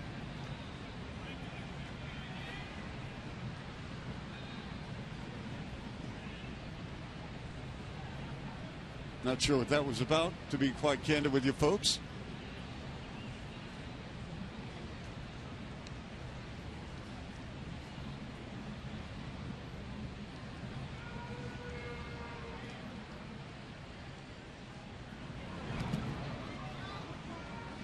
Nice job by Flowers keeping that ball in front of him. And Tyler got hurt with that one. He's trying to shake it off now.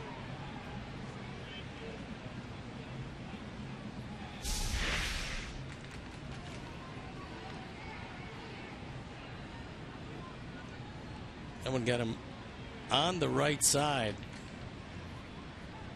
Maybe the right bicep. I think you're right. That rolled right up. Yep.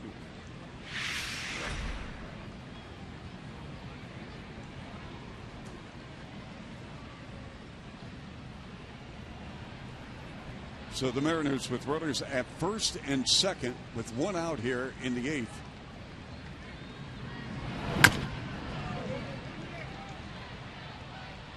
Maybe a foul ball.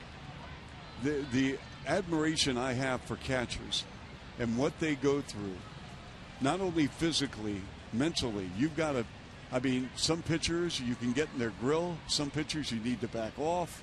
You told me one time that one of the best catchers you ever played with was Rick Dempsey, and he knew the right buttons to push with you. Yeah, I mean, I think that Rick was a terrific catcher.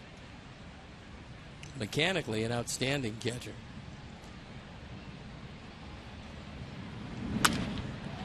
Let's see, when you won the Cy Young with 25 wins, was he your personal catcher? Did you have a personal catcher? No, I just pretty much threw to whoever they put in there. Do you like the idea of having a personal catcher? I didn't think it was particularly necessary because I didn't feel that a catcher should ever call the game. And what I always told them was, as soon as you see a column that says losing catcher, you can call the game. That column says losing pitcher. That's very true.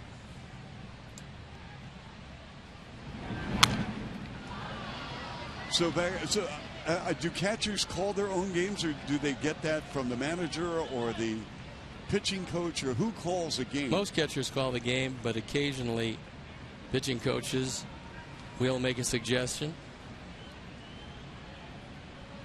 Sometimes Mark Parent will make a suggestion. It just depends. Every team is different.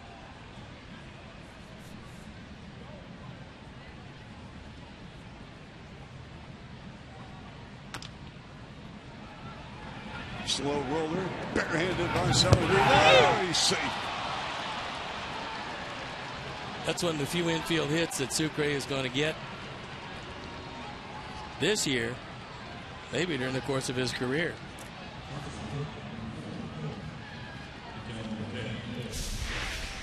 Saladino was back, and to play at first. It's amazing, Steve. He came in 0 for 31 on the road, and he's got a couple of hits tonight.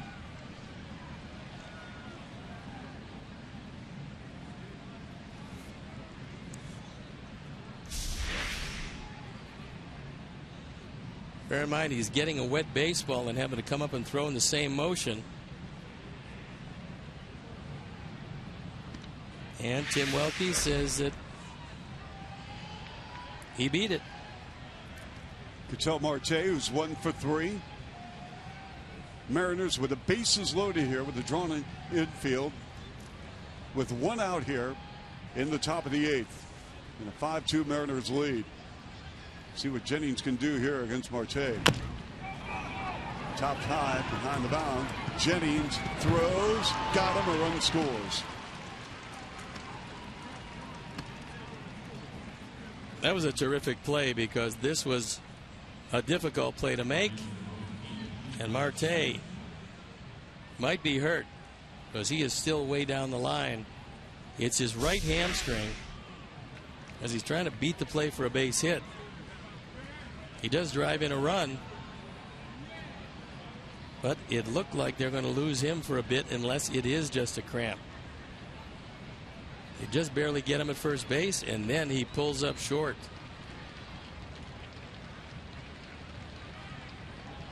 Now looking at that replay, it appears that occurred. Yep, he's holding that right hamstring, Steve. As soon as he crossed the bag, and he's coming out of the ball game. And as far as I'm not sure he's going to return. I think you're right. I think he's headed straight into the locker room. And he's going to sit down. Let's see if he can. I just don't see him returning. Well, that's a good thought. He's going to sit there, and they hope they're going to get him in the locker room, I think. Unless it is indeed a cramp. If it's a cramp, well, that's something else.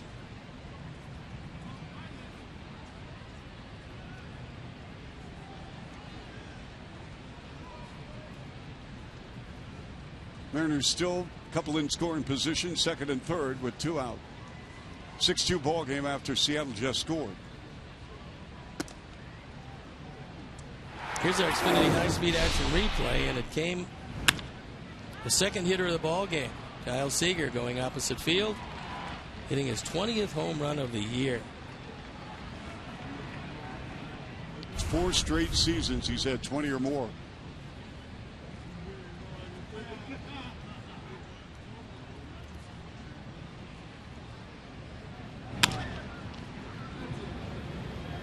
With the shift, bobbled, and a run scores. That's going to be an error on Alexi.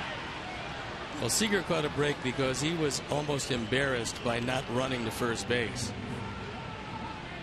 Alexi does commit the error, but Seager was trotting to first base, only turning it on when he saw Alexi not only bobble it, but then have a hard time catching it.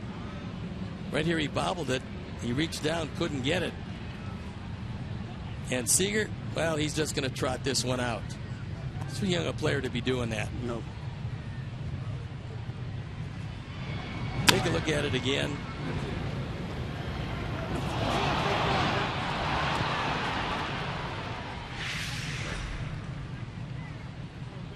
So the Mariners have played a couple of runs here in the 8th to take a 7-2 lead. Seager on at first. To bring on Nelson Cruz. Cruz didn't get a base hit last night, didn't reach, ending a 37-game consecutive streak of reaching base. He's 0 for 3 tonight.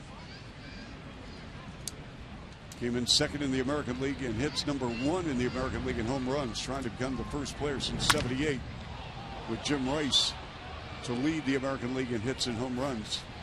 He had to face Jim Rice a few times. Yeah, I did, and it wasn't pleasant. 21 for 39, Jim Rice was. 21 to 39 against you? Me, yes. I know, it was awful. He still follows me around wanting to get at bats. He carries your baseball card. No, he just says, you know, hey, look, want to stop off and maybe throw me a few pitches? No, I don't, Jim. Thank you. Hey, listen, I'm thinking about a comeback in the senior league. Steve, come on, throw some BP for me. It was horrible. It was just horrible. I love it. Well, no offense there.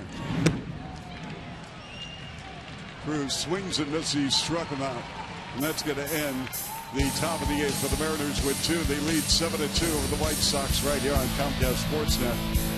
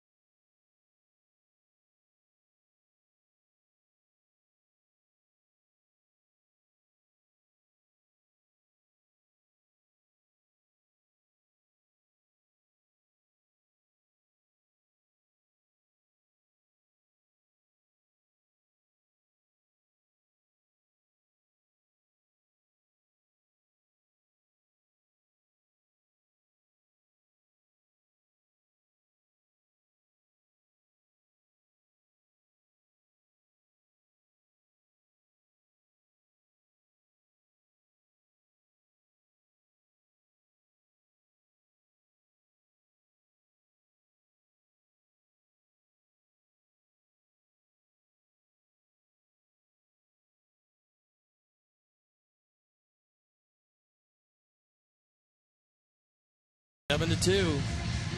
Our Sox have been out hit 11-7. They've made the only error in the ball game. And Austin Jackson stays in the game in center field. Kyle Seager will move to shortstop. And John Hicks will check in at third base. Yeah, Hicks just recalled.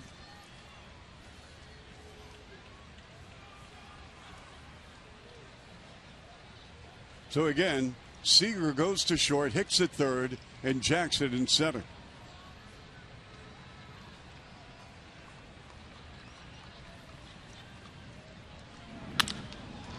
Here's a base hit up the middle for Garcia. Nice night for Avi. That's his third hit.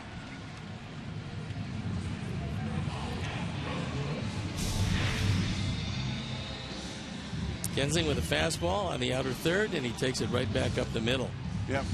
As you mentioned, his third hit, and he needed to have a big ball game. He came in 6 for his last 26. The shift is on for LaRoche.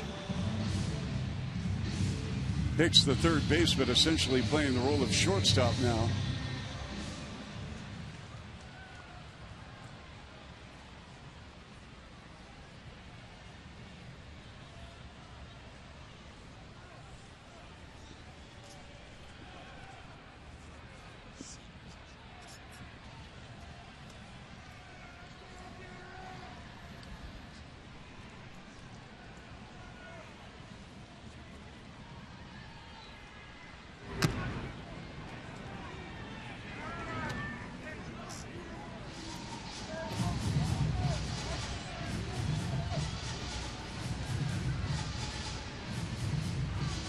So LaRoche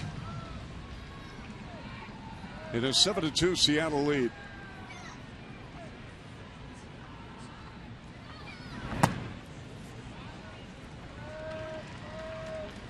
Adams 1 for 2, grounded into a double play in the second, singled in the fourth, walked in the sixth.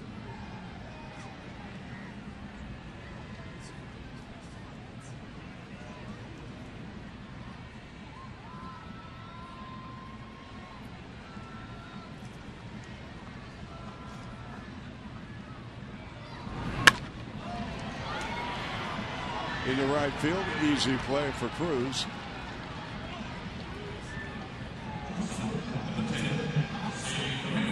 They'll bring on Alexi Ramirez.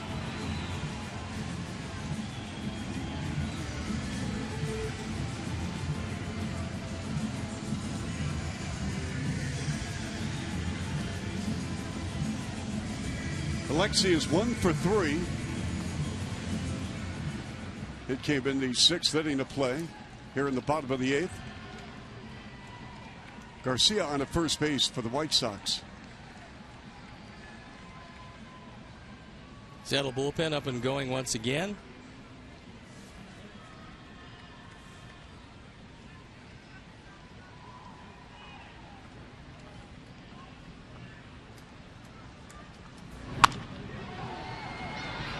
Austin Jackson comes up with the ball as the White Sox now with runners at first and second. Lexi with his second hit of the night. This one off the end of the bat. Dumps it in front of Jackson. So Kensing in some trouble. That's the 9th hit for the White Sox, but they've scored only 2 runs.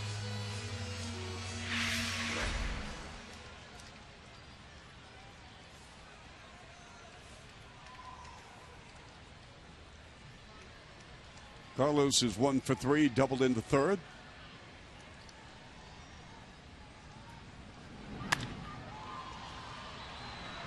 Shallow left field. And we've got 2 out now for the White Sox here in the 8th inning.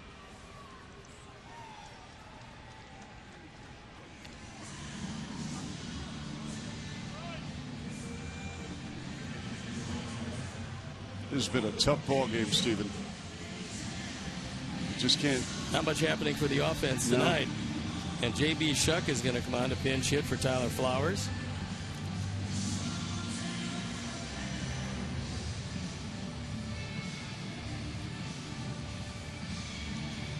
White Sox 2 for 9 with runners in scoring position. They have stranded 8. Sox runners at first and second. 2 outs. Shuck 0 for 2 in the series. Batting .278 on the season. Still looking for his first home run this season. 6 for 25 as a pinch hitter with 3 driven in. He's been the most frequently used and consequently the best of the pinch hitters.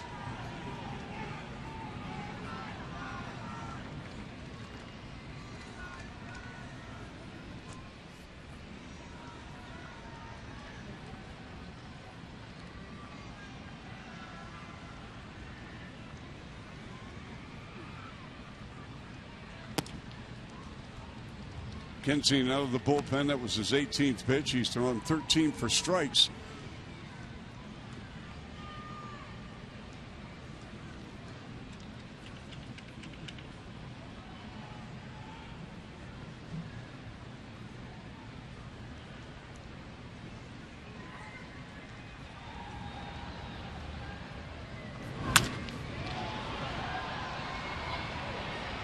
J.B. Shuck finds himself down in the count now, 1-2. There's a young man most unhappy. Tried to make the catch, and he got one off the hand. Yeah.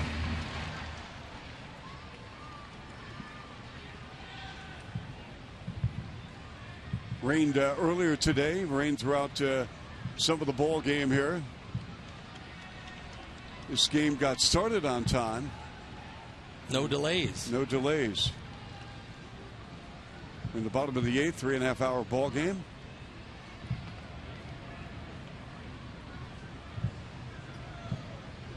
Again, the series finale tomorrow with Quintana on the mound. A day off on Monday, and then Steve Stone and the rest of the White Sox are headed to Minnesota and Kansas City.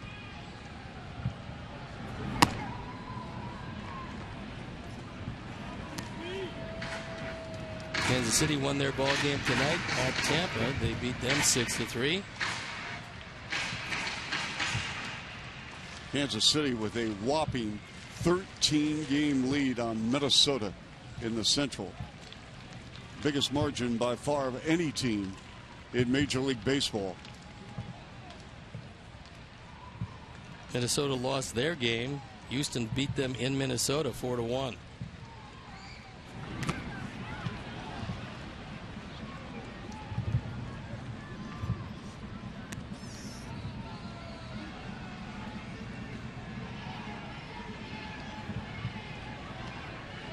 Toronto maintained their lead in the American League West, or rather American League East, with a victory today. Edwin Encarnacion had 3 homers and 9 RBIs. Yeah, that one was just a massacre. Toronto won 15-1, beating Detroit. Detroit trying to stay relevant, having a hard time doing so. 2-2 pitch coming up for J.B. Shuck.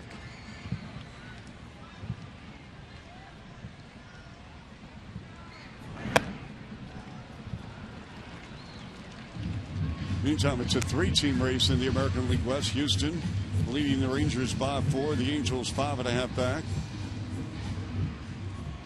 One team that, Steve, we really don't talk a lot about, and I know that you have followed what's going on in the National League with the Mets. Yeah, the addition of Cespedes to the Mets to go with that young pitching and the, well, not exactly making a trade, but getting David Wright back is like getting an all-star player back. Shuck draws the walk, and the White Sox in business here with the bases loaded for the 3rd time of the ball game. With 2 outs, that's going to bring out Adam Eaton. And we'll see if Lloyd McClendon comes out.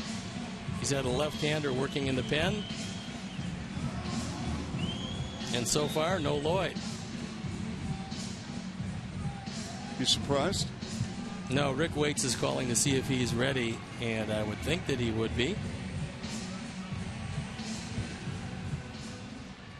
But he might be calling to get a right-hander up. Now the left-hander sitting down. Yeah, I am surprised. But he hasn't had a whole lot of success from the left side out of that pen.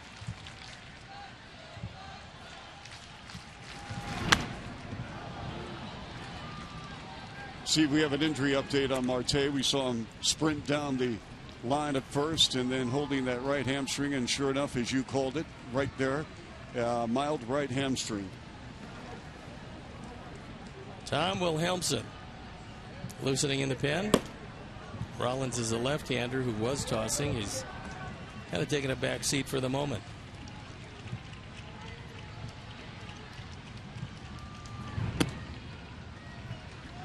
1-1 count for Adam Eaton, 0 for 3 in the ball game. Again, bases loaded. White Sox trying to make some noise here, trailing 7-2.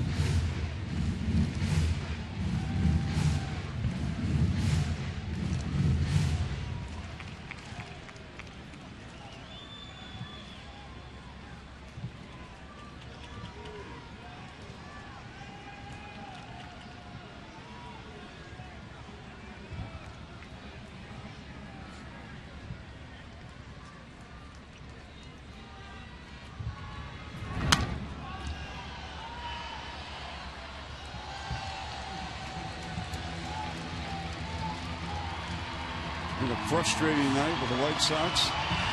2 for 10 with runners in scoring position. They've left 8. Jeff Samar just started, gave up 3 in the first. He ended up pitching 5 2/3, giving up 5 earned runs and 8 hits. Walked 3, struck out 8, gave up a homer. As his ERA now jumped to 4.85.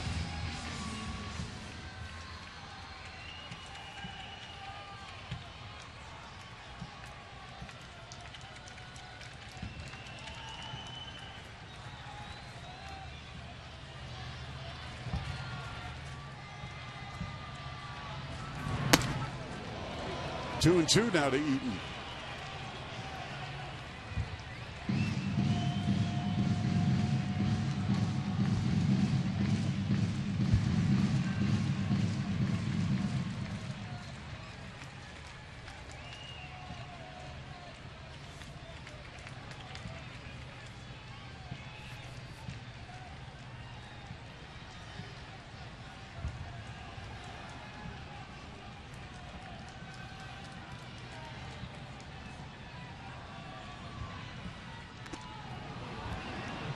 Sucre's taking a beating tonight Yes, as he caught has. that one off the top of the foot.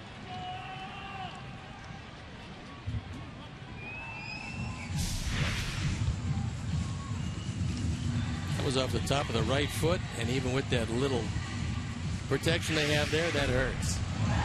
Ball always finds it, doesn't it? I started out a catcher. You did. I hated it. Tough place to play. How far did you go before you just gave it up? Did you play in high school ball as a No. catcher? 11 years old, I made the switch. Oh, okay. I think it paid off pretty well for you. Yeah, not bad. 2 and 2, 2 out.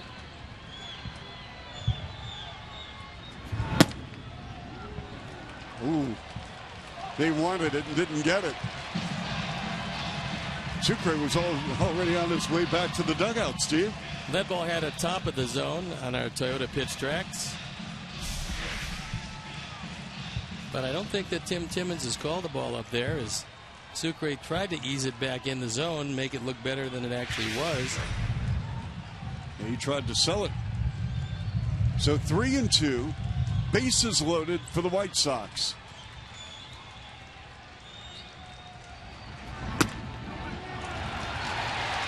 And the run comes home, and the White Sox remain with the bags full.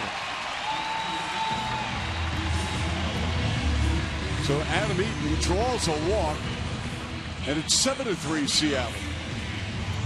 Now, if you're Lloyd McClendon, you think you got to make a move? Absolutely. I'd have made it before, but he's making it now. Still got a 4-run lead, but it brings Saladino to the plate representing the tying run. So here comes Lloyd, and he's most likely going to go to Wilhelmsen.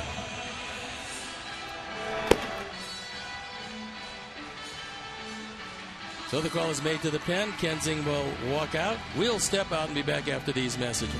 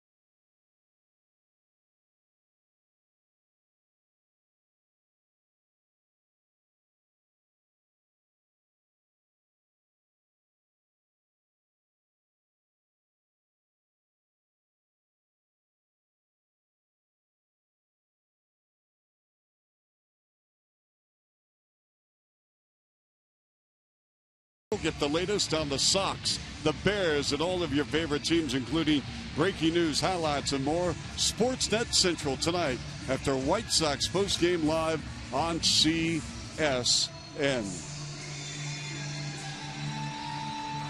Our Honda call to the pen is Tom Wilhelmsen, who comes in with the bases loaded. He saved the ball game last night. And he's on again, out for the 42nd time. 1-2 ERA, 3.78. Last night pitched the 9th inning. A 1-2-3 ninth. A few years back, he was the primary closer of this team, and now, with his 5 saves, and Smith going in the 7th inning, now the closer has fallen to him. Saladino 0 for 3, struck out twice. 2 of the 8 strikeouts registered by Seattle pitchers. 7-3 in favor of the Mariners. Sucre, boy, he is just taking a beating. He's tonight. Getting pounded. He got hit again with that one. This was a fastball in the dirt. That got him off the right hand and the right thigh. I hope Lloyd McClain gives that kid the day off tomorrow. Well, he's going out and telling the big fella, keep it in the air for 60 feet 6 inches, please. So the bases once again loaded for the White Sox. 7-3 Seattle.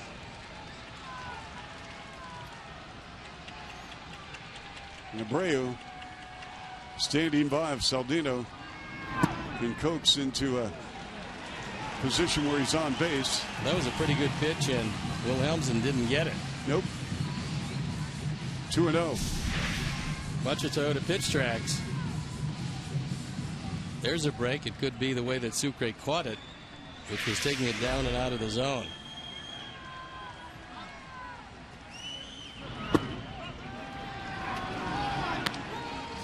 Got that pitch, and it's 2-1.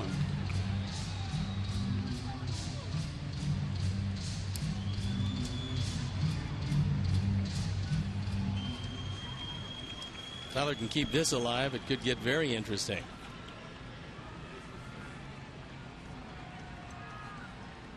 Tyler laboring, struggling. He's won for his last 23. Slaps it on the ground. Third base hit. 1 run is in. 2 runs are in. And Saladino comes through with a 2-run single to right. And it's 7-5 Seattle.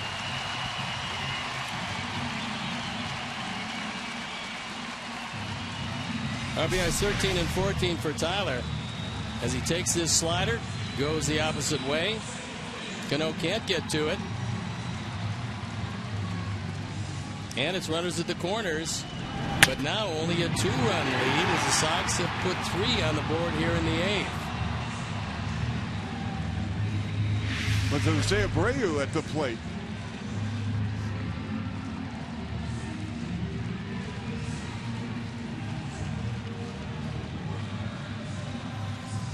So the White Sox here with 3 in the bottom of the 8th. It's 7-5 Seattle. All this happening now with 2 outs. Runners at first and third. And Abreu is due. He's 0 for 4.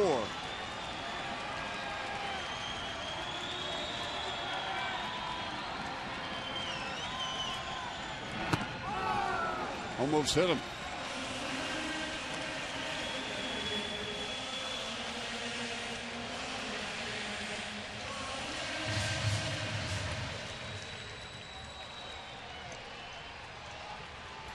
Very good speed on the bases.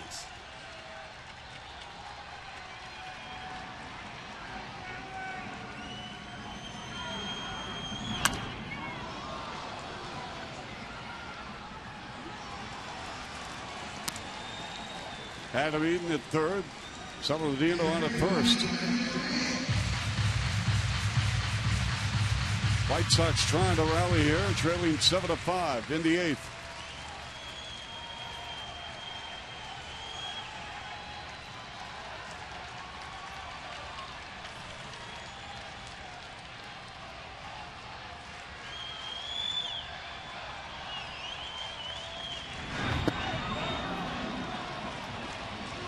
1-2.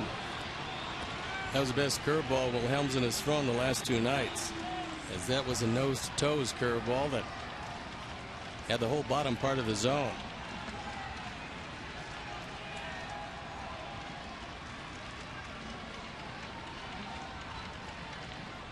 He wants a fastball upstairs.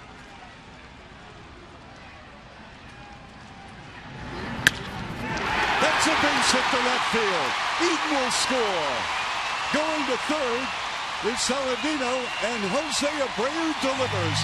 It's 7-6 Seattle. He threw that fastball downstairs, and it cost him a big run. RBI number 79. Sucre wanted it upstairs. You see where the glove is. You see where the fastball is. Even at 97, much easier to get around on a ball down. Jose takes it through the left side.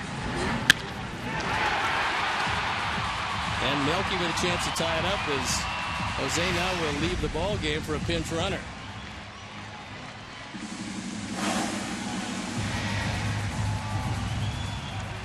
Pinch runner probably going to be Gordon Beckham, but we'll have to wait and see.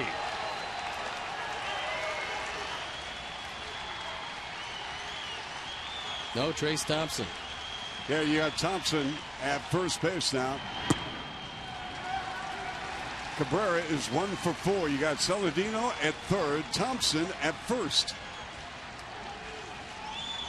The White Sox with 4 here in the 8th inning.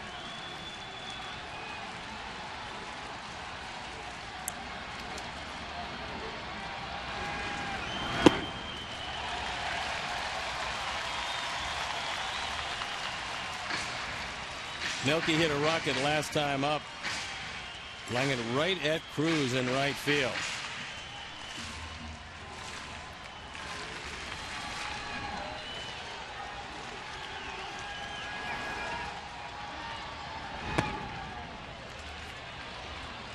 And you've got the red hot Garcia in the on deck circle.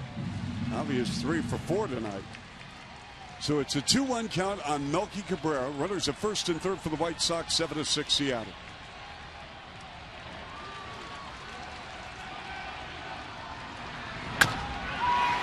Chopper is short. Swings it over to first. And the sign is retired. But the White Sox back in the ball game with 4 here in the 8th. 7-6. We go to the 9th. Seattle by 1.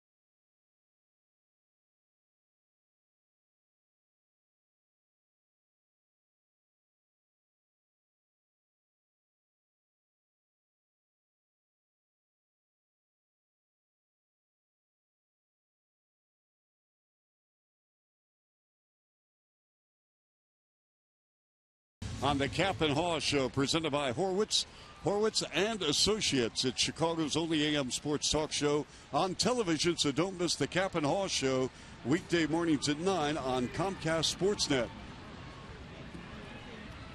Giovanni Soto checks in the game behind the plate. And it'll be the middle of the order, but 3 left-handers to face Jennings. Cano is 3 for 3 in the ball game.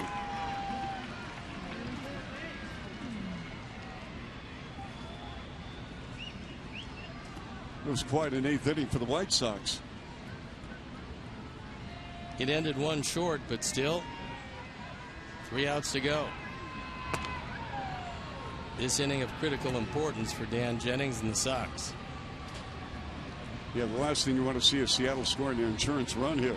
And there's Jake Petrichka, just in case Lloyd McClendon decides to go to the right-handers. Of course, the question then becomes, which particular right-handers would you go to? He does have Franklin Gutierrez, and he's hitting .319. Yeah, he went 3 for 3 and had a home run last night.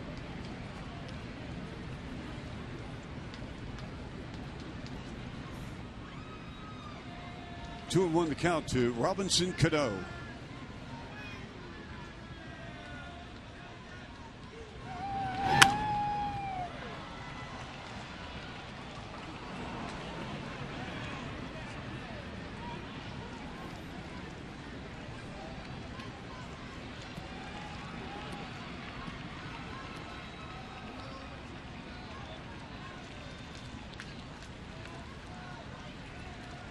We mentioned Cano with 3 of the Mariners' 11 hits, each team with 11 hits.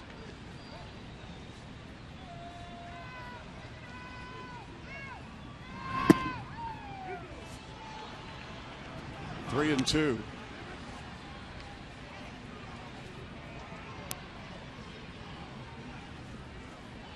Seth Smith in the on-deck circle.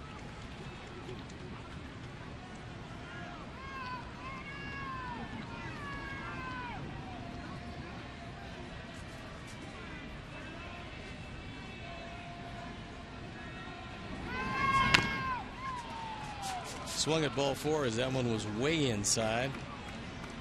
Yeah, and Cano knows as he steps outside the box, looking to the heavens. Wondering why he swung at that. Yep. Probably because he didn't want to get hit with it.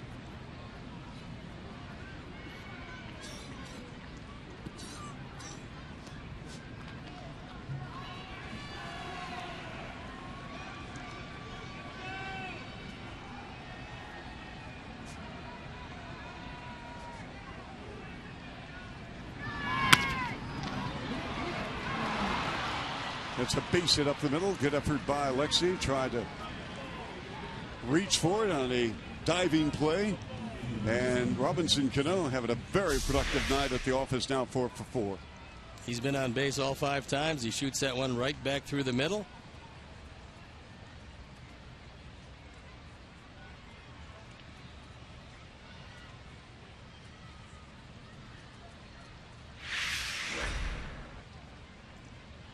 Seth Smith is 1 for 3. So Cano on at first with nobody out here in the 9th.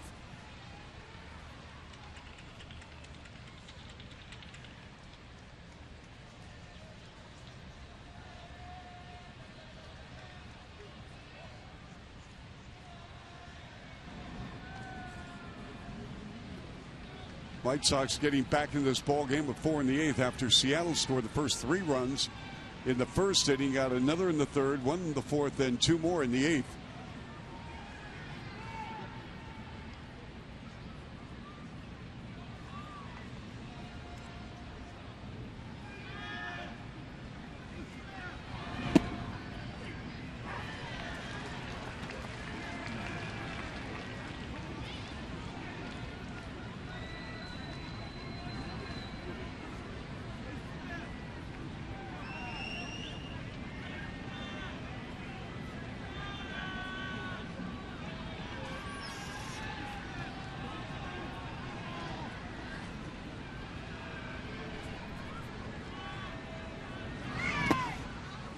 Nice stop by Giovanni Soto.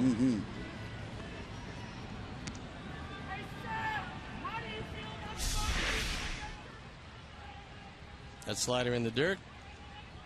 He'll move to his left and made sure it didn't get by.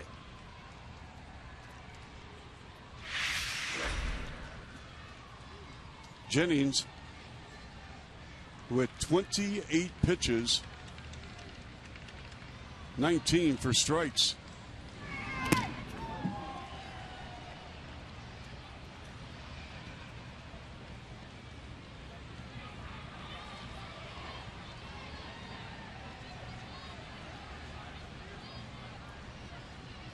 We have Morrison on deck, followed by Trumbo.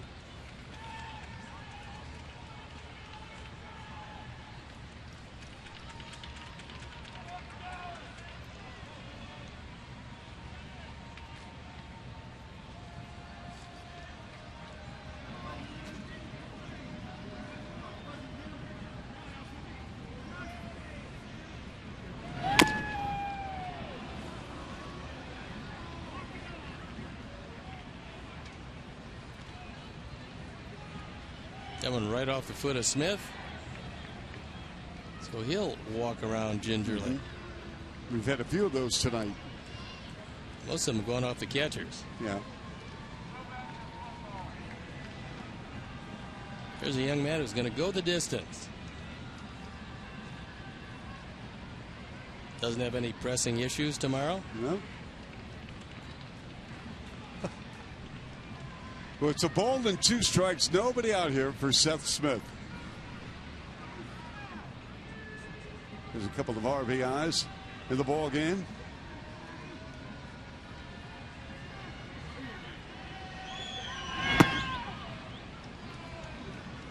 Two and 2 the count.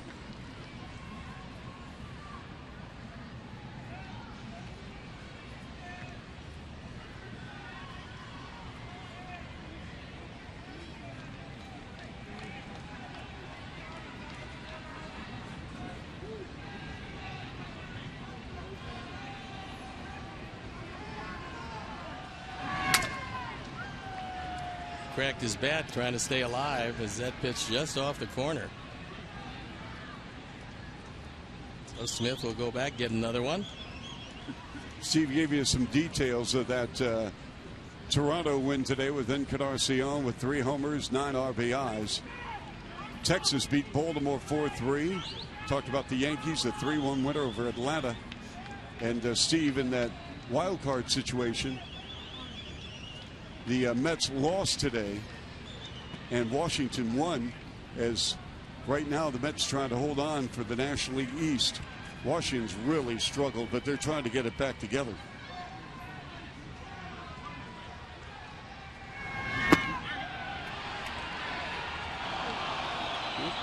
Mike Everett says nope, he didn't go, and that runs the count full.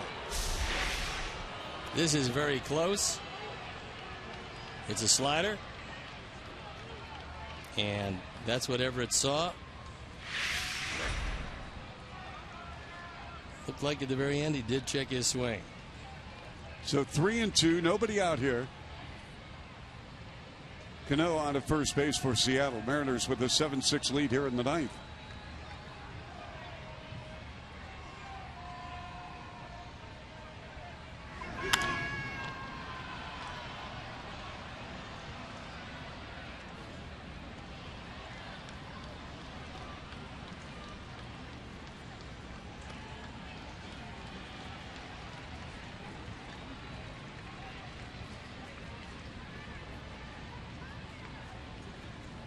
Chris Woodward talking with Robinson Cano. Heavy footing in that infield. It's been raining most of the evening.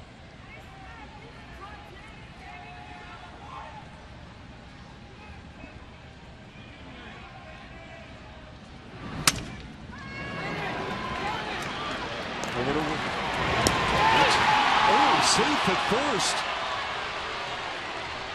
After Saladino tossed it to Alexei for 1. Well, I'd like to see a replay on that, Steve. He was safe easy.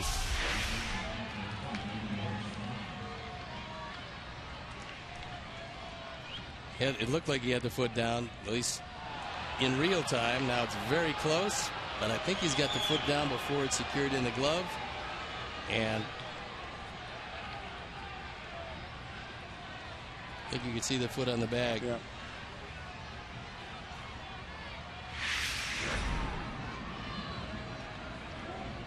So fielder's choice with one out here for Logan Morrison.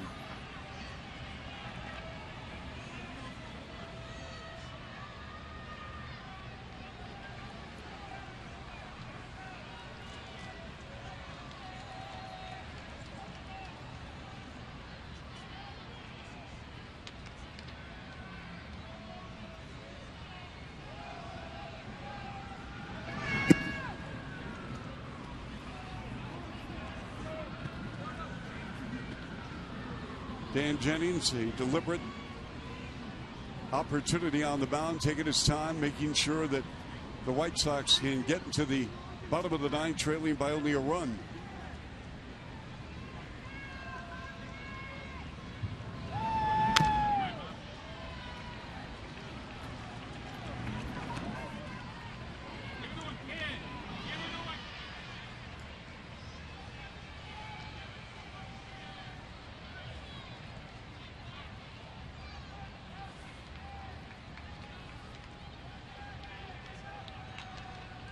Seven 12-0 for Seattle, 6-11-1 for the White Sox.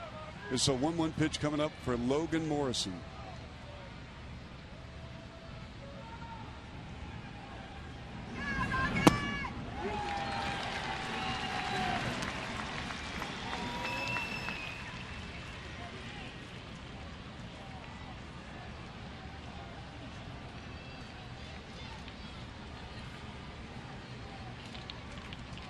This game approaching the 4-hour mark here.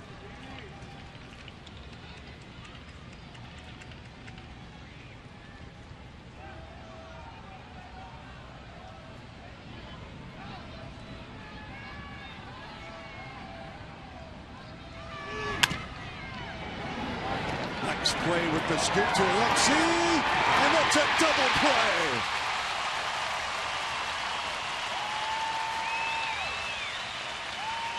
That's big time right there, Steve. Certainly effective, and it's out of the inning and on to the bottom of the ninth inning, looking for at least one. But I think Lloyd wants to take another look at it.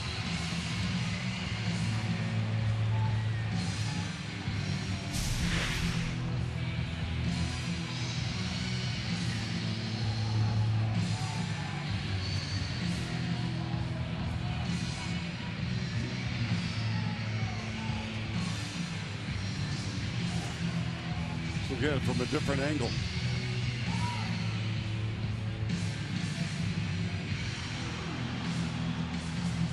What do you think? Looked like they got him at first base.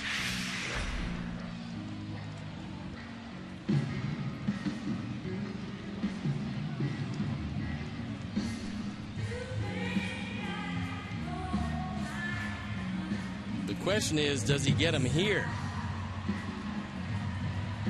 Lexi high off the bag. Now he's got control of the ball, and he touches the bag. So he is indeed out at second.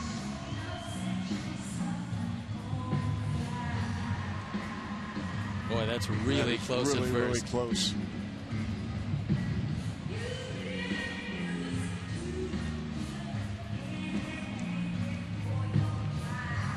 How about that scoop toss, though? That was pretty.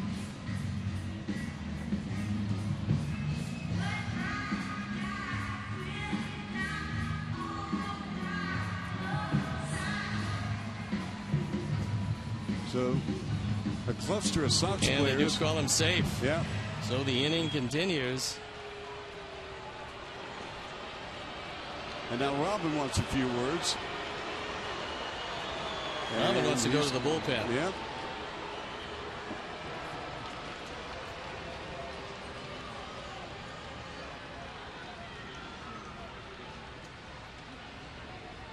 So Jennings was walking back to the mound, and they said, "Hey, go back in. You're done." All so right. Jake Petrichka comes in, and we'll step out and be back after these messages.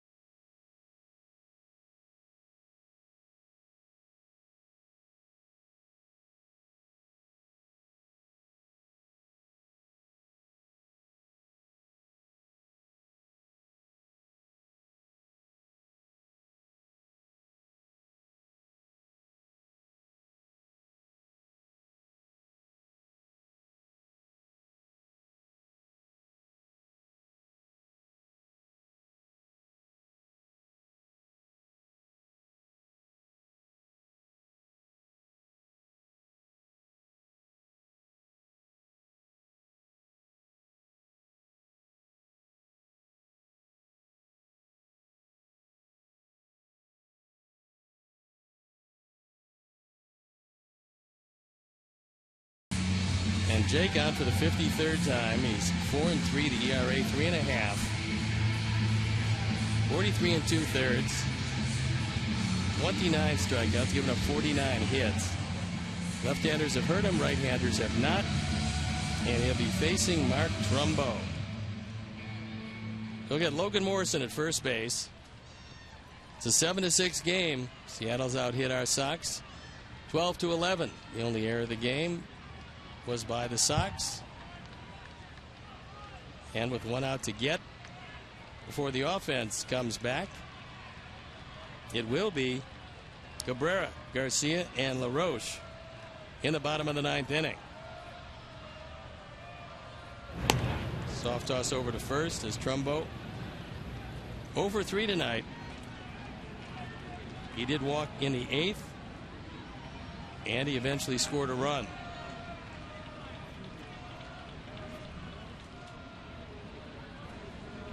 Outfield straightaway, infield playing him as a dead pull hitter as he looks at a slider, and that one out of the zone.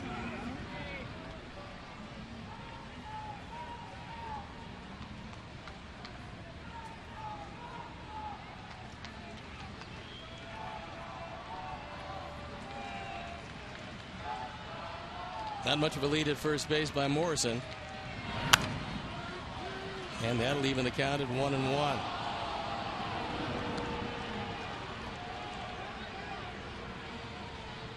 Cabrera very deep in left, as you would expect. Same with Garcia in right. Trumbo has pretty big power to all fields.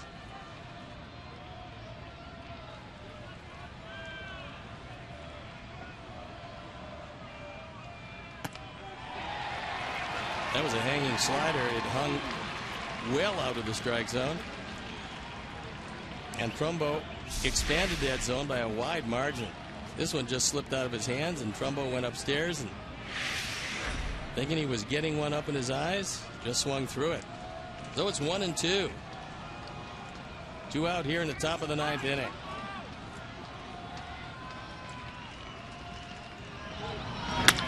Right back up the middle, a base hit. So Morrison will advance 90 feet. Runners at first and second, still 2 outs. And so for the Mariners, with a 7-6 lead, Stephen, thank you very much. It's going to bring on Austin Jackson, who came in as a pinch hitter and delivered a single in the 8th. He scored a run. 7-6 Mariners.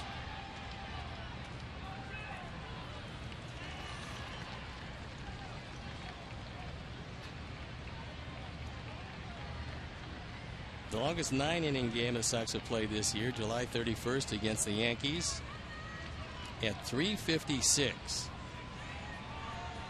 This one has flown past that. Yes, it has. But it's all good, Steve. So maybe we can score a couple in the 9th. Yeah, that'd be fantastic.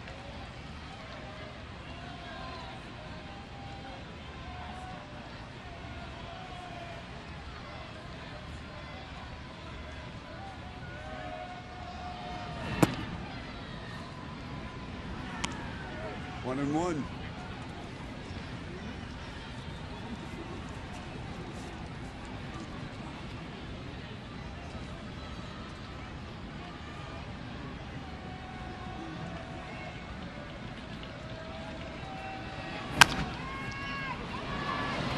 Routine ground ball. There you have it, folks. We're going to the bottom of the 9th here. Mariners with a 7-6 lead. Can the White Sox rally, tied up, or even win it? Stick around right here on Comcast Sportsnet.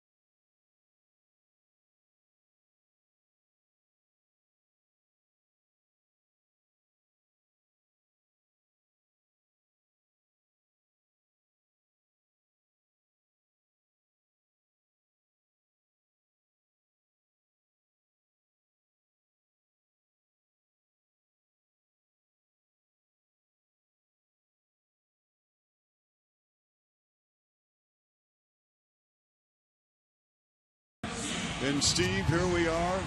Game well past the 4-hour mark. But you know what? If the Sox can tie it, I don't care if we go like 18 innings.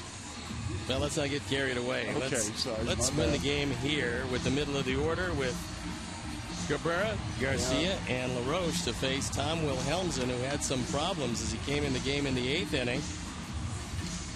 And just as he did yesterday, he comes on to try to close it down. Only yesterday was a very easy 1-2-3-9. Today, a little different story coming in because he gave up the hit to Saladino, who scored a pair. Gave up the hit to Abreu, which scored 1. And it's Avi. Garcia, LaRoche, and Ramirez. And Garcia, 3 for 4, scored a run, batting .268. 7-6 Seattle over the White Sox. Right here on Comcast Sportsnet. Let's see what happens here in the bottom of the 9th, folks.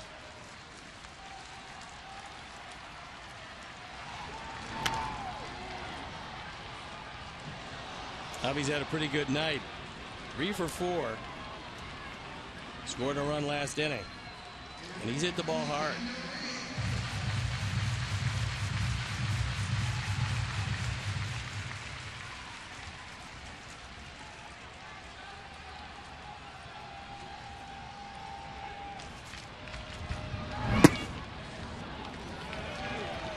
One and one.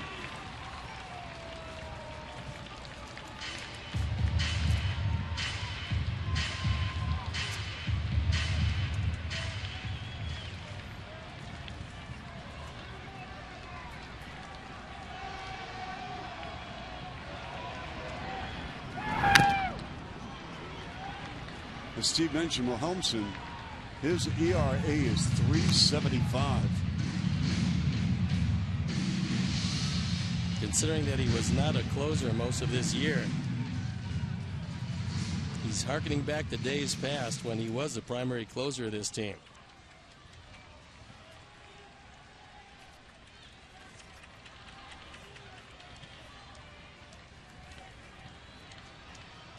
One of the things they never expected after Fernando Rodney saved 48 last year was the bullpen to completely disintegrate, but that's exactly what happened.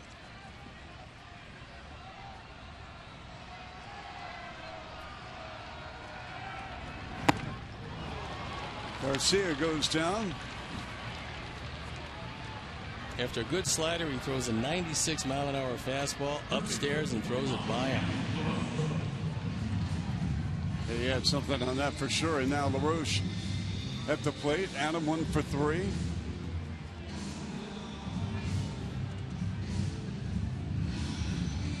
He has scored a run, has an RBI. Drew a walk in the 6th.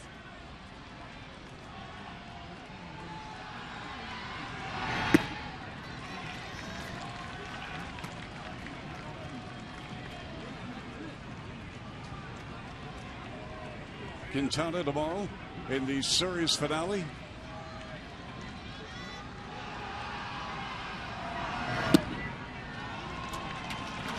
Two and 0 the count.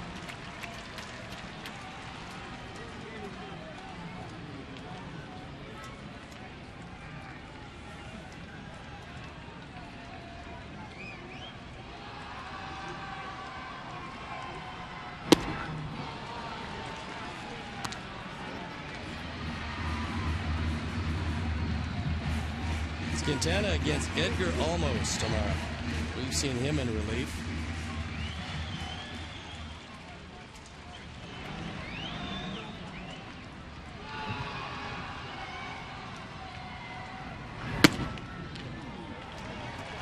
It's 3-1.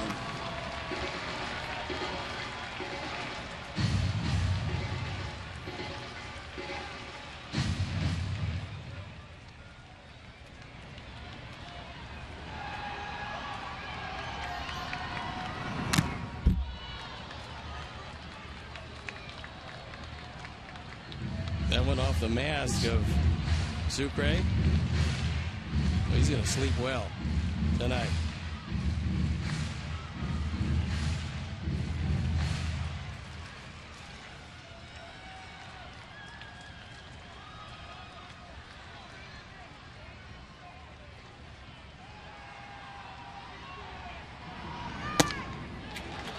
And for the second time tonight, Alan LaRoche has reached base via a walk. Things getting very interesting here. Sox trailing 7-6 with LaRoche on at first with one out for Alexei Ramirez. Now Gordon Beckham is coming on to pinch run. There's Gordon representing the tying run.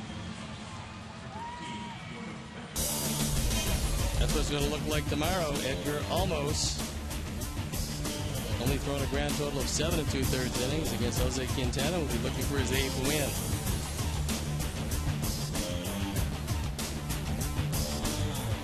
So Beckham pinch running now at first. Ramirez with a couple of hits. 2 of the White Sox 11.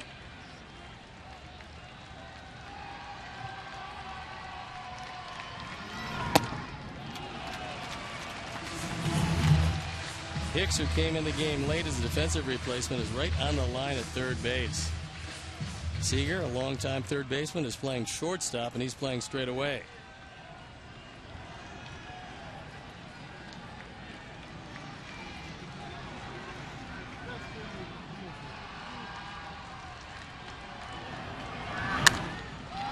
They popped him up.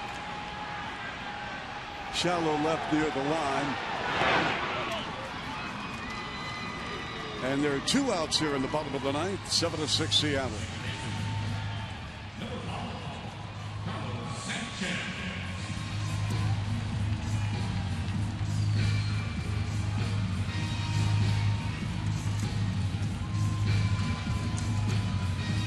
Carlos Sanchez stepping in.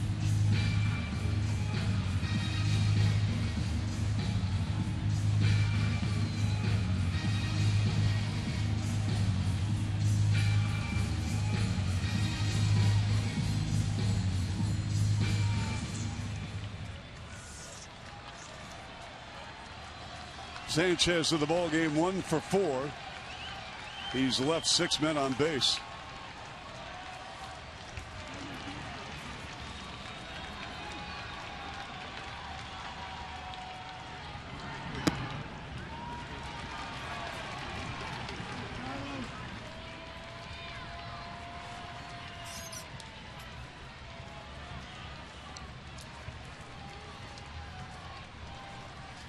Giovanni Soto in the on-deck circle if Carlos can keep it alive.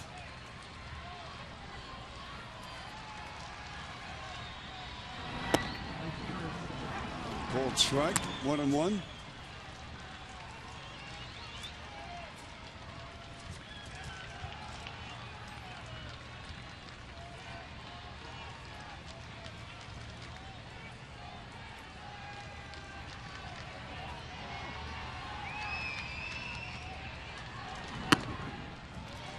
Two and one.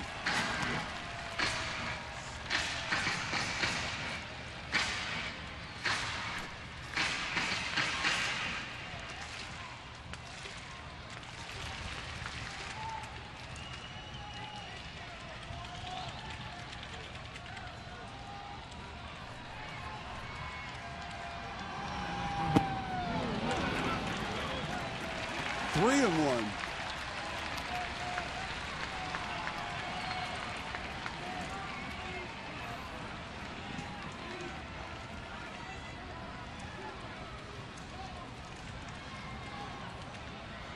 Outfield very deep all the way around, trying to close off all the gaps.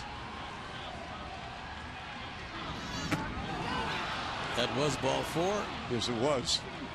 And now 3 balls, 2 strikes, 2 outs. Beckham at first for the White Sox. Seattle 7 and the White Sox 6. This is a Wilhelmsen slider. That one hits off the leg of Tim Timmons. Otherwise, Gordon Beckham is standing on second base. So Seattle, at least for the moment, gets a break. Yes.